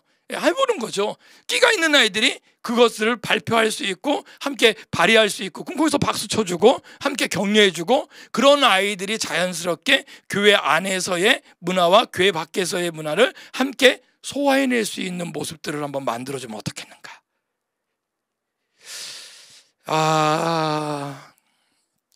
혼자 떠든 것 같아서 좀 그렇긴 하다, 그쵸? 그런데 제 생각은 뭐냐면, 교회 밖에 있는 청소년들에게도 이제는 교회가 관심을 가졌으면 좋겠다. 근데 어떻게 해요? 교회 나오세요 라고 하는 것에 대한 일방적인 전도 방법에서 좀 탈피해서 우리 지역에 우리 중고등학교 아이들, 우리 청소년 아이들, 우리 다음 세대 아이들한테 기독교적인 생태계를 좀 만들어줄 수 있는 방법은 혹시 없겠는가? 그래서 그 아이들이 자연스럽게 교회 문턱을 넘고, 그쵸? 교회 마당에서 함께 어울리고, 함께 노래를 부르고, 함께 드럼을 치고, 함께 밴드를 만드는데 그들이 자연스럽게 자기의 역량과 끼를 함께 발산해서 함께 뭔가를 만들어낼 수 있는 문화. 예. 그래서 그들이 함께 교회 밖이 아닌 교회 안으로 들어오는 거에 대해서 더 이상 거부감을 갖지 않도록 만들어낼 수 있는 또 다른 문화를 만들어낸다면, 제너드 다이아몬드 박사가 그런 얘기를 했나요? 사람의 우수성은 개인의 역량이 아닌 지역 환경에 의한 모습으로 그들의 역량이 결정될 수도 있다. 그럼 우리 아이들한테 어떻게 해요? 기독교적인 문화를 우리가 좋은 문화로 만들어주는 거예요. 그럼 어떻게 해요? 이제 과감하게 교회 문을 좀 열어주셨으면 좋겠습니다. 그래서 아이들을 이제 선생님들이 만나주셨으면 좋겠어요. 그래서 그들이 길거리에서 만나지는, 그래서 거리 학교, 이게 말이 되는지 모르겠습니다. 거리 학교를 만들어서 그 안에서 선생님과 접촉하다 보니까 이 선생님은 믿을 만한 사람이야, 좋은 사람이야, 재밌는 사람이야 하면서 자연스럽게 교회 안으로 들어올 수 있는 그런 프로그램. 그래서 과감하게, 그렇죠, 버스킹을 할 수 있는 팀을 만들어내고, 지역에 봉사할 수 있는 봉사단을 만들어내고, 그래서 같이 아이들의 자발성을 가지고 함께 만들어낼 수 있는 모습들을 만들어낸다면 아이들의 자발성이, 그렇죠, 아이들의 변화가 그 다음 변화를 갖고 올 수 있는 그런 틀이 될 수 있지 않을까요? 자, 마지막 말씀을 좀 드리도록 할게요. 처음에 드렸던 얘기로 마무리를 지려고 합니다. 여러분, 자, 지금 현재 교사이신 분 한번 손 들어 보실래요? 고맙습니다. 예. 그럼 앞으로 교사가 되실 분, 예, 아직 손 안 드신 분들, 지금 제가 처음 드렸던 얘기 기억하셔야 돼요. 예, 꼭 손을 드셔야 돼요. 여러분, 교회 안에 있는 분들은 둘 중에 하나밖에 없다고요. 어떤 분이요? 지금 현재 교사이신 분, 아니면 앞으로 교사가 되실 분. 자, 지금 교사가 되신 분, 지금 현장에서 교회 안에 있는 청소년들을 위해서 열심히 사역해 주시고 아이들을 양육해 주십시오. 근데 손 안 드신 분들, 예, 교회 밖에 있는 청소년들, 여러분들의 삶의 현장에서 지금 편의점을 하고 계시다면은 거기서 만나는 청소년들, 예, 여러분들이 PC방을 하고 있다면 그 PC방에서, 아니면 식당을 하고 있다면 식당에서 만나는 그 청소년들에게, 그렇죠, 기독교인들이 우리 주변에 참 많이 있구나, 저분들을 만나봤더니 알고 봤더니 크리스찬이구나, 그리고 그들과 함께 해볼 수 있는 자연스러운 마당들을, 그런 어떤 체험할 수 있는, 경험할 수 있는 것들을 만들어낼 수 있는 지역사회 공동체를 함께 만들어 본다면 우리 아이들은 교회 문턱을 밟고 들어오는데 어렵다, 어렵지 않다? 어렵지 않을 수 있다. 여러분, 저와 여러분들이 있는 그곳이 우리 아이들의 또 다른 배움터가 됐으면 좋겠습니다. 자, 저는 이제 나는 세상에서의 기독교사입니다 라는 제목으로 강의를 드렸습니다. 제 뒤에 이제 오신 우리 교수님이 여러분들에게 또 다른 강의를 이어서 또 해주실 겁니다. 여러분, 나는 기독교사입니다 라는 그 음성에 여러분들이 어떻게 응답하실지 한번 같이 고민해 줬으면 좋겠습니다. 저는 여기서 물러가겠습니다. 10대 지기 박현동이었습니다.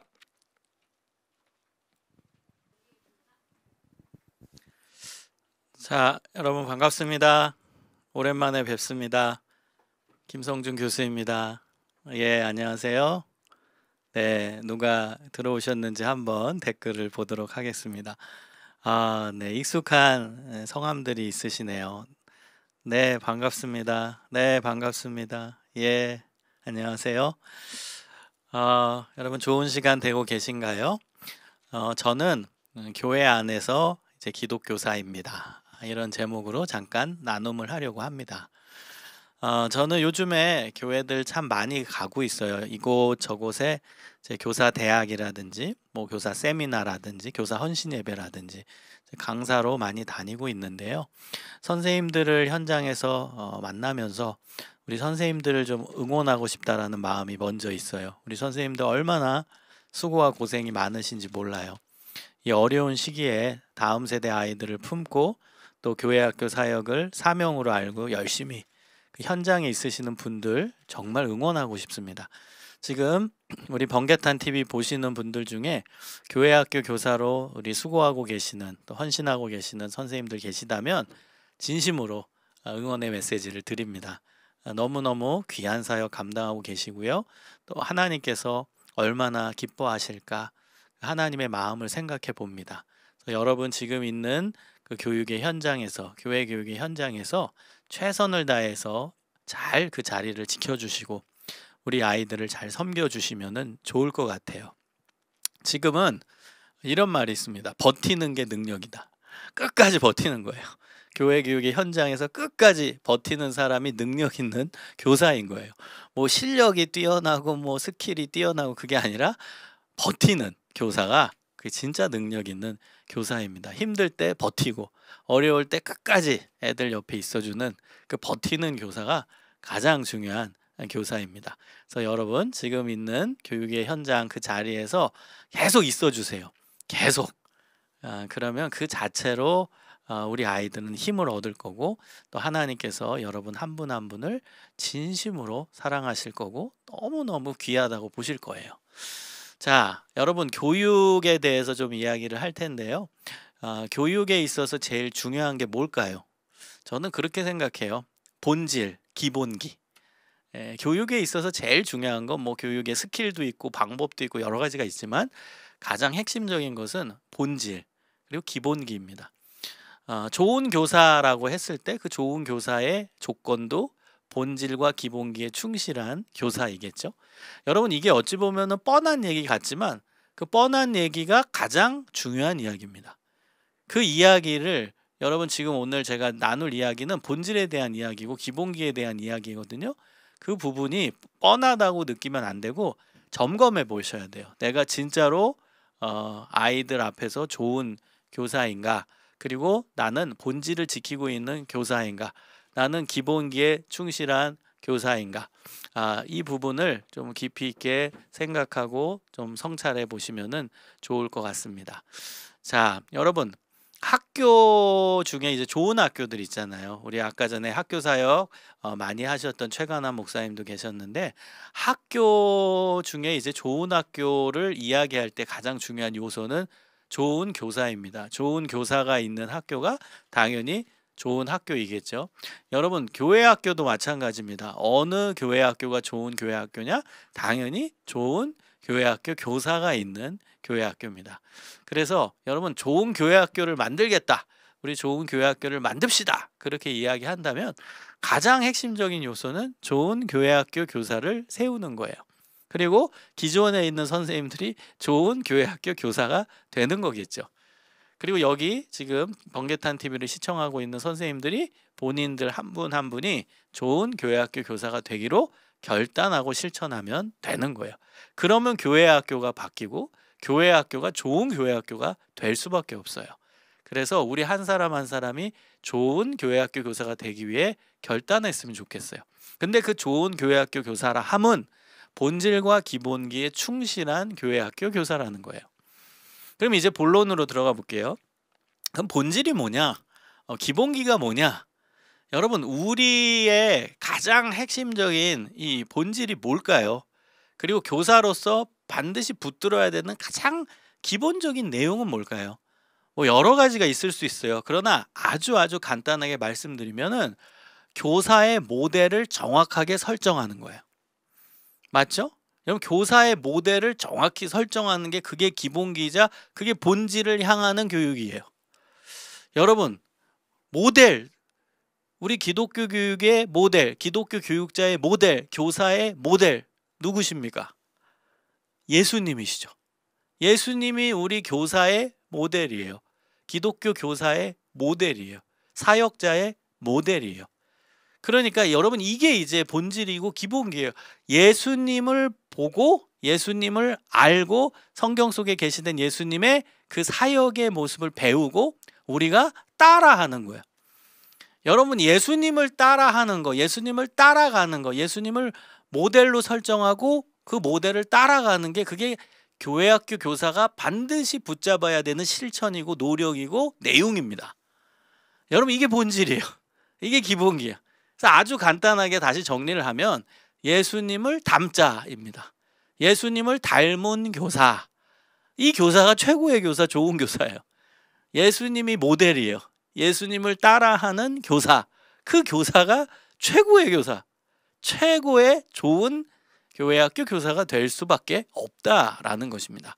그리고 예수님을 닮기에 노력하는 이 모습이 기본기고 그게 본질입니다. 이 본질을 지켜야 되는 거예요. 여러분 교회 학교 교사 중에 어떤 분은 이렇게 얘기할 거예요. 아이들과 소통이 안 돼요. 소통의 기술을 알려주세요. 여러분 소통의 기술을 알고 그 다음에 말만 잘하는 교사가 좋은 교사일까요? 과연? 물론 소통의 기술도 중요하죠. 그러나 여러 가지 중에 가장 본질은 기본기는 예수님 닮는 거예요. 예수님을 닮은 교사가 되고 그 다음 소통 얘기를 하는 거고, 예수님을 닮은 교사가 되고 그 다음 스킬을 얘기하는 거고, 예수님 닮은 교사가 된 다음에 그 다음에 이제 교육 방법 뭐 어떻게 할 거냐 이걸 얘기하는 거지, 가장 본질적인 것을 다 빼놓고 애들의 눈높이도 잘 맞추고 대화도 잘 되고 그다음 재밌는 얘기도 잘하고 그럼 뭐 합니까? 예수님을 닮은 모습이 없는데 예수님을 따라가려는 그 가장 본질적인 내용이 빠진 채 그냥 애들 눈높이 잘 맞추고 대화 잘하고 먹을 거 잘 사주고 그래서 애들은 선생님이 좋아해서 선생님 인기는 올라가고 그럼 뭐 합니까? 그건 아니라는 거죠. 그래서 여러분 가장 핵심적인 것은 예수님을 닮는 거다. 그래서 여러분 예수님을 닮은 교사가 되기 위해 노력하는 선생님이시라면 여러분 자부심을 가지세요. 그리고 좀 더 담대하세요. 너무 애들 눈치 보지 마세요. 전 그렇게 얘기하고 싶어요. 어떤 선생님은 본질을 잘 지키고 기본기도 잘 지키고 진짜 예수님을 따라가기 위해 노력하는데 너무 애들 눈치 보는 분이 있어요. 물론 애들 눈치 봐야죠. 그러나 너무 보는 거죠. 근데요 사람이 정도를 걸으면 당당한 거거든요. 그렇죠? 정도, 바른 길을 걸으면 사람은 당당한 거예요. 바른 길을 걷는데 왜 당당하지 못해요? 바른 길을 걸으면 눈치 안 봐요. 당당할 수가 있어요. 그래서 예수님을 닮는 이 실천이 가장 귀한 본질이니까 그걸 실천하고 계시는 선생님이 여기 계시다면 좀 당당하세요. 네. 애들한테도 좀 당당하게 다가가시고 애들 뭐 사랑하고 그들 눈치 보고 그러면서 애들 눈높이 맞추는 것도 필요하지만 나는 본질에 그래도 다가가고 본질을 붙잡고 가는 교사라면 좀 더 용기를 갖고 좀 더 담대하게 나아가시면 좋겠어요. 자, 그러면 이제 예수님을 닮는다 했을 때 그 핵심적인 내용을 한 두 가지만 이야기해 보겠습니다. 제가 성경에서 발견한 예수님의 이미지가 있어요. 여러 이미지가 있지만 우리 교사에게 적용할 수 있는 좋은 이미지 하나는 목자 이미지입니다. 목자 이미지. 여러분 요한복음 10장 11절에서 13절에 보면은 예수님께서 이렇게 말씀하세요. 나는 선한 목자라. 예수님이 목자고 우린 누구예요? 우린 양이라는 거죠. 그 요한복음 10장 11절에서 예수님은 좋은 목자의 조건을 말씀하십니다. 요한복음 10장 11절에 이렇게 나옵니다. 나는 선한 목자라. 선한 목자는 양들을 위하여 목숨을 버리거니와. 좋은 목자의 조건은 양들을 위해 목숨을 버리는 목자라는 거예요.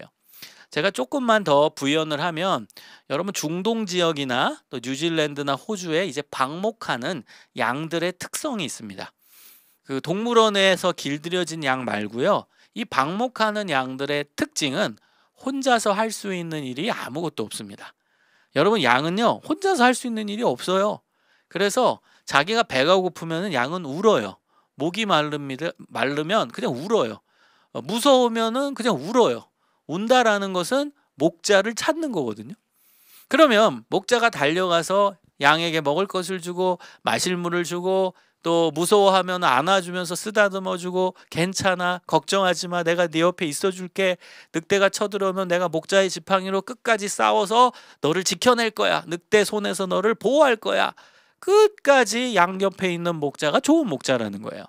자기가 다치는 한이 있더라도 늑대와 싸우다가 죽는 한이 있더라도 끝까지 양 옆에 있는 목자 그 목자가 선한 목자래요. 여러분 예수님은 왜 우리의 선한 목자이실까요? 언제나 우리와 함께 하시니까. 그 목자의 특성을 예수님이 아시고 요 말씀을 하신 거예요. 요한복음 10장 11절. 선한 목자는 언제나 양들과 함께 있어서 자기 목숨이 다하는 날까지 끝까지 양을 보호하고 양 옆에 있어주는 목자가 좋은 목자고 그 목자가 바로 예수님이라는 거예요. 그러니까 예수님이 우리의 최고의 목자시잖아요. 언제나 어느 때나 우리와 동행하시기 때문입니다. 언제나 어느 때나 우리와 함께 하시기 때문입니다. 우리가 힘들 때도 함께 하시고, 우리가 잘 될 때도 함께 하시고, 실패할 때도 함께 하시고, 성공할 때도 함께 하시고, 언제나 어느 때나 우리와 함께 하시는 분이 바로 예수님이시죠. 그래서 예수님은 최고의 선한 목자라는 것입니다. 여러분, 근데 반대로 나쁜 목자의 개념도 예수님이 말씀을 하세요. 나쁜 목자의 개념.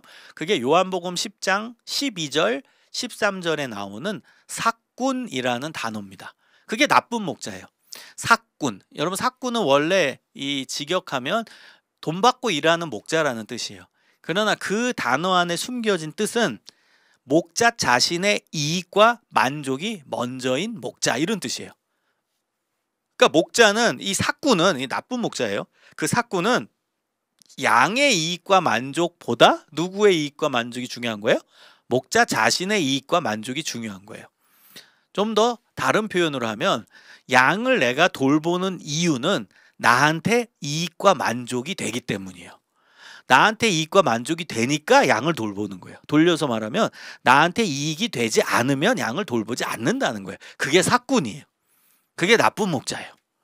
예수님은 이 나쁜 목자 개념도 우리에게 알려주시는 거예요. 예수님은 선한 목자고, 그 다음에 선한 목자의 반대 개념도 있는데 그 반대 개념이 삭군이라는 거예요. 근데 이 삭군은 요한복음 10장 12절에 보면 목자가 아니라고 나와요. 삭군은 목자가 아니에요. 가짜니까. 그러니까 당연히 이건 목자가 아닌 거예요. 그래서 여러분, 이 말 자체에 나쁜 목자라는 이 말 자체는 문제가 있는 말이죠. 그렇죠? 나쁜 뒤에 목자를 붙일 수 없어요. 왜? 삭군은 목자가 아니요. 삭군은 목자가 아니에요. 그러니까 이 나쁜 뒤에 목자를 붙일 수가 없는 거죠. 그래서 우리가 목자라고 했을 때는 어떤 목자밖에 없는 거예요? 좋은 목자, 선한 목자밖에 없는 거예요. 자, 여러분, 하나만 더 이야기해 볼게요.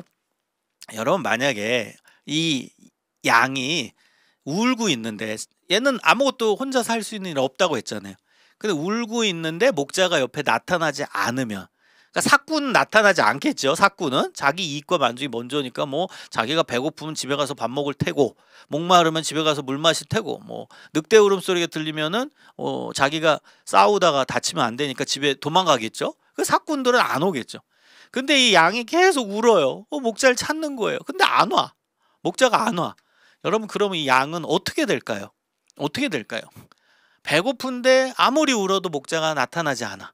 목이 마른데 아무리 울어도 목자가 나타나지 않아. 무서워서 우는데 아무리 울어도 목자가 나타나지 않아. 그러면요, 이 양은요, 놀랜대요. 놀래면 심장이 굉장히 빨리 뛰죠. 우리도 놀래거나 무서우면 심장 박동수가 올라가잖아요. 근데 이 양은 심장 박동수가 기하급수적으로 올라간다는 거예요. 너무 놀래가지고 막 심장 박동수가 막 쿵쾅쿵쾅 굉장히 빨리 올라간다라는 거예요. 자, 그러면 그럴수록 이 양은 소리 높여서 울겠죠. 빨리빨리 좀 와달라. 빨리빨리 목자님 와주세요. 저 지금 힘들어요. 근데 끝까지 목자가 나타나지 않으면 심장 발작이 오는 거예요. 양은 심장이 예민해서 아무리 울고 있어도 오지 않으면 심장이 굉장히 빨리 뛰다가 결국 심장 발작이 오고, 심장 발작이 여러 번 지속되다가 자칫 잘못하면 심장 마비로 죽게 된다는 거예요. 여러분, 양 옆에 목자가 없으면 양은 죽어요. 죽어요. 그러니까 양 옆에 반드시 누가 있어야 돼요? 목자가 있어야 돼요. 그 목자가 선한 목자예요. 언제나 양과 함께하는 목자, 양과 동행하는 목자. 그 목자가 좋은 목자예요. 여러분, 예수님이 우리의 최고의 목자, 최고의 좋은 목자, 최고의 선한 목자잖아요. 근데 기독교 신앙의 내용은 예수님을 닮는 겁니다. 맞죠? 그럼 예수님이 선한 목자시다. 그럼 그 놀라운 은혜를 우리가 받았으면 아멘이 나오죠. 근데 여기서 머무르면 안 돼요. 아멘, 감사합니다. 그 다음 단계는 우리도 우리 아이들에게 선한 목자가 되어야 한다. 여러분, 이게 기독교 신앙이에요. 예수님이 우리의 선한 목자예요. 우리를 선하게 인도하시고 우리를 지키시고 우리 옆에 항상 계시죠. 우리 예수님이 감사하죠. 아멘이 넘치죠. 그럼 여기서 머무르지 말고 그 은혜를 받은 우리는 동일하게 우리 아이들에게 선한 목자로 다가가야 한다라는 거예요. 그게 예수님이 우리에게 원하시는 바입니다. 여러분, 예수님께서 제자들의 발을 씻겨주시죠. 요한복음 13장에는 왜 제자들의 발을 씻겨주셨죠? 본을 보이기 위해서. 내가 선생 또는 주가 되어 너희 발을 씻겼으니 너희도 서로 다른 사람의 발을 씻어주는 게 옳으니라. 이것을 위하여 내가 본을 보였노라. 여러분, 제자들의 발을 씻어줬어요. 제자들의 입장이 돼보세요. 그럼 예수님이 내 발을 씻어주시니 얼마나 좋아요. 아멘이 넘치죠. 은혜 받았죠, 소위. 근데 거기서 끝나는 게 아니에요. 예수님이 제자들의 발을 씻겨주신 이유는 내가 너희들의 발을 씻어준 것처럼 너희도 서로 발을 씻어주어라예요. 다른 사람 발을 씻어주어라. 나와 똑같이. 이게 예수님의 의도라는 거예요. 그것을 위해 내가 모범을 보였다. 샘플을 보여줬다. 이게 예수님이 제자들의 발을 씻어주신 이유라는 사실입니다. 그래서 여러분, 이 기독교 신앙의 이 통합성을 여러분이 좀 기억하고 예수님이 나에게 은혜를 베풀어 주시면 나는 감사하죠. 아멘이 넘치죠. 여기서 끝나지 말고 그 다음 나도 누군가에게 하나님의 사랑을 전달하고 예수님의 모습을 보여주는 거. 여기까지 가야지 통합적인 이제 기독교 신앙의 내용을 여러분이 이해하고 받아들이고 실천하는 사람이 되는 겁니다. 그래서 여러분, 예수님의 이미지 중에 목자 이미지. 예수님 목자다. 여러분, 간단해요. 목자는 어떤 목자가 좋은 목자라고 했어요? 언제나 양과 함께하는 목자. 이것만 기억하세요. 그래서 제가 아까 강의 서두에 제가 버티는 게 능력이라고 했잖아요. 근데 버틴다라는 거는 아이들 옆에 있어주는 거예요. 함께 끝까지 버텨주는 거예요. 끝까지. 아이들, 이게 좋은 목자예요. 이게 선한 목자예요. 언제나 양과 함께하는, 우리 아이들 옆에 그냥 있어주는 거. 여러분, 사랑은 뭔지 아세요? 사랑은 함께함입니다. 아, 사랑해 근데 멀리 있어. 사랑해 근데 그 사람이 옆에 있지 않아. 사랑해 말하는데 그 사람이 필요할 때 정작 나는 딴 데 가 있어. 그건 사랑의 증거가 아니에요. 사랑은 함께함이 사랑이에요. 함께 있어주는 게 사랑입니다. 여러분, 우리 다음 세대 아이들 힘들죠. 우리 뭐 대단한 거 할 거 없어요. 그들과 함께 하면 돼요. 그들이 울 때 눈물 닦아주고, 즐거운 일이 있을 때 같이 즐거워주고. 로마서 말씀에 있잖아요. 우는 자들과 함께 울고 즐거워하는 자들과 함께 즐거워하라. 로마서 12장 15절인가요? 말씀 중에 있잖아요. 우는 애가 있어요. 그럼 같이 울어줘요. 즐거워하는 아이가 있어요. 같이 즐거워줘요. 함께함. 여러분, 이게 능력입니다.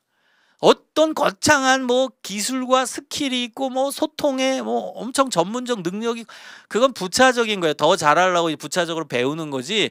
가장 중요한 거는 그냥 함께함. 그리고 여러분은 그 아이들 같이 있어서 눈물 닦아주고 같이 기뻐하고 그 다음에 힘든 일이 있으면 위로해주고 그 역할만 하면 돼요. 함께하는 거. 그게 좋은 목자, 선한 목자입니다. 여러분, 이게 본질이에요. 자, 두 번째는 이제 두 번째까지 할 건데요. 두 번째는 좀 코치가 되어주세요. 코치, 좋은 코치. 여러분, 지금 이제 아시안 게임 하잖아요. 그러면 스포츠 뉴스나 채널 보면 뭐 코치라는 단어가 나오거든요. 근데 우리 체육 쪽에서 사용하는 두 가지 용어가 있는데 코치라는 용어와 트레이너라는 용어가 있어요. 여러분 중에서 헬스장 다니시는 분은 헬스 트레이너라고 있잖아요. 헬스 트레이너. 그때 쓰는 말이 트레이너예요. 그래서 코치라는 단어와 트레이너라는 단어가 있는데요. 요거는 좀 다른 개념입니다. 근데 우리는 좋은 코치가 될 수 있어야 된다는 거예요. 자, 트레이너는 뭔지 한번 간단히 설명을 드릴게요. 트레이너가 하는 교육을 트레이닝이라고 합니다. 그 단어는 트레인에서 왔어요. 트레인을 사전에서 보면 기차라고 나오죠. 기차.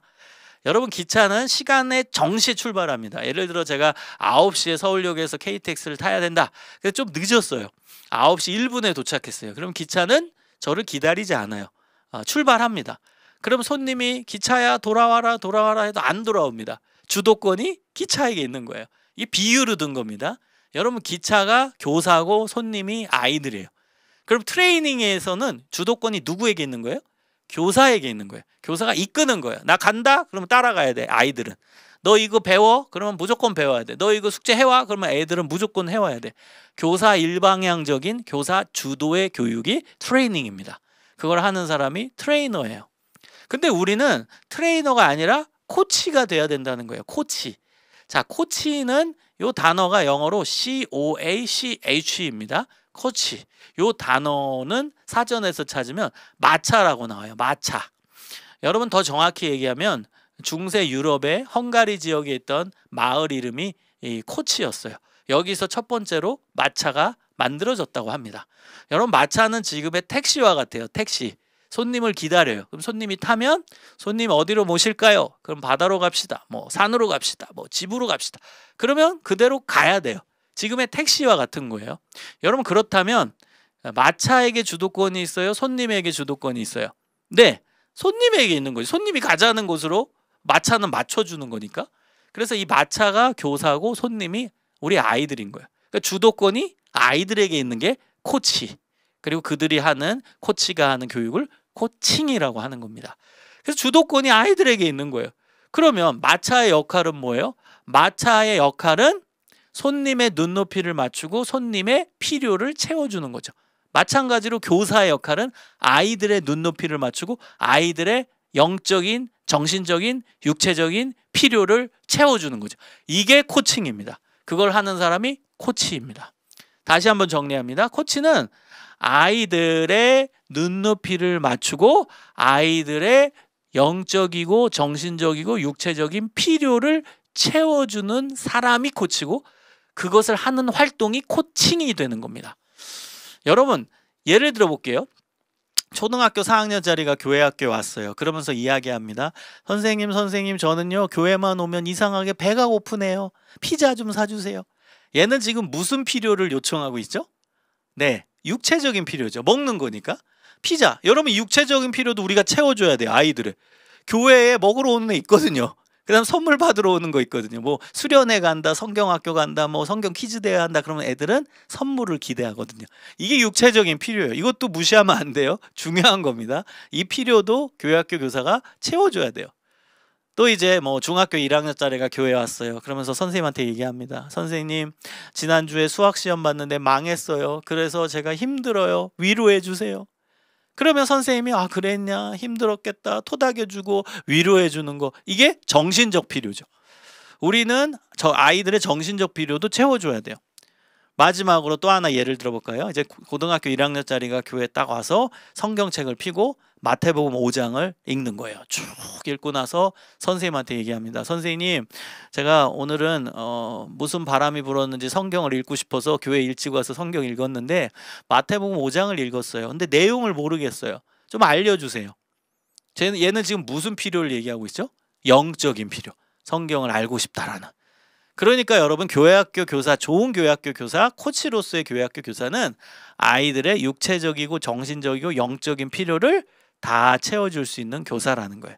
여러분 스스로 성찰해 보세요. 나는 교회학교 교사로서 아이들의 육체적인 필요, 뭐 먹을 거나 뭐 선물 이런 거 그것도 채워주고 있는지, 정신적인 상담 이제 위로해주고 상담해주는 정신적 필요를 채워주는 사역도 하고 있는지, 그리고 하나님 말씀 잘 가르치고 복음을 잘 증거하고 하나님의 뜻을 알려주는 영적인 필요도 잘 채워주고 있는지 성찰해 보면 좋겠어요. 이게 코치가 하는 일입니다. 눈높이 맞추고 아이들의 영적이고 정신적이고 육체적인 필요를 채워주는 사람. 여러분 우리가 왜 코치가 돼야 되냐? 예수님이 우리의 코치셨거든요. 예수님이 이 땅에 오셔서 여러분 우리 눈높이 맞추셨죠. 우리 눈높이 맞추셔서 우리에게 오셨어요. 빌립보서 2장 6절에서 8절의 말씀을 보면 예수님의 성육신 사건에 대한 해석이 나오거든요. 그래서 하늘의 모든 보좌를 버리고 이 낮고 낮은 땅 우리에게 오셨어요. 눈높이를 맞추신 거죠. 그리고 예수님은 우리의 육체적인 필요, 정신적인 필요, 영적인 필요를 다 채워주셨죠. 갈릴리 지역의 가난한 사람들에게 먹을 거 주시고 병든 사람 고치시면서 육체적 필요도 채워주셨죠. 정신적으로 힘들고 억눌린 사람 예수님께서 치료하시고 또 위로하시고 상담하시는 사역도 했죠. 그 다음 예수님은 말씀, 하나님의 말씀을 가르치시고 예수 그리스도의 복음을 증거하시는 영적인 인간의 필요도 채워주셨죠. 그래서 예수님은 최고의 코치라는 거예요. 자, 예수님이 코치니까 우리도 우리 아이들에게 누가 돼야 돼요? 코치가 돼야죠. 예수님이 우리의 좋은 코치니까 우리도 동일하게 우리 아이들의 좋은 코치가 되어야 하는 것이죠. 여러분 이것이 기독교 신앙이에요. 예수님이 우리의 좋은 목자니까 나도 우리 아이들에게 좋은 목자가 되고, 예수님이 우리의 좋은 코치시니까 우리도 아이들의 좋은 코치가 되는. 그래서 예수님을 닮는 교사가 최고의 교사고 기본기 그다음 본질을 붙잡는 최고의 좋은 교사가 되는 것입니다. 여러분 오늘 간단하게 나눴지만 이 내용을 여러분 꼭 기억하면서 우리 아이들 옆에 있어 주세요. 그리고 우리 아이들의 선한 목자, 좋은 코치로 옆에 있어 주고 사역을 감당하실 수 있으면 좋겠습니다. 감사합니다. 네.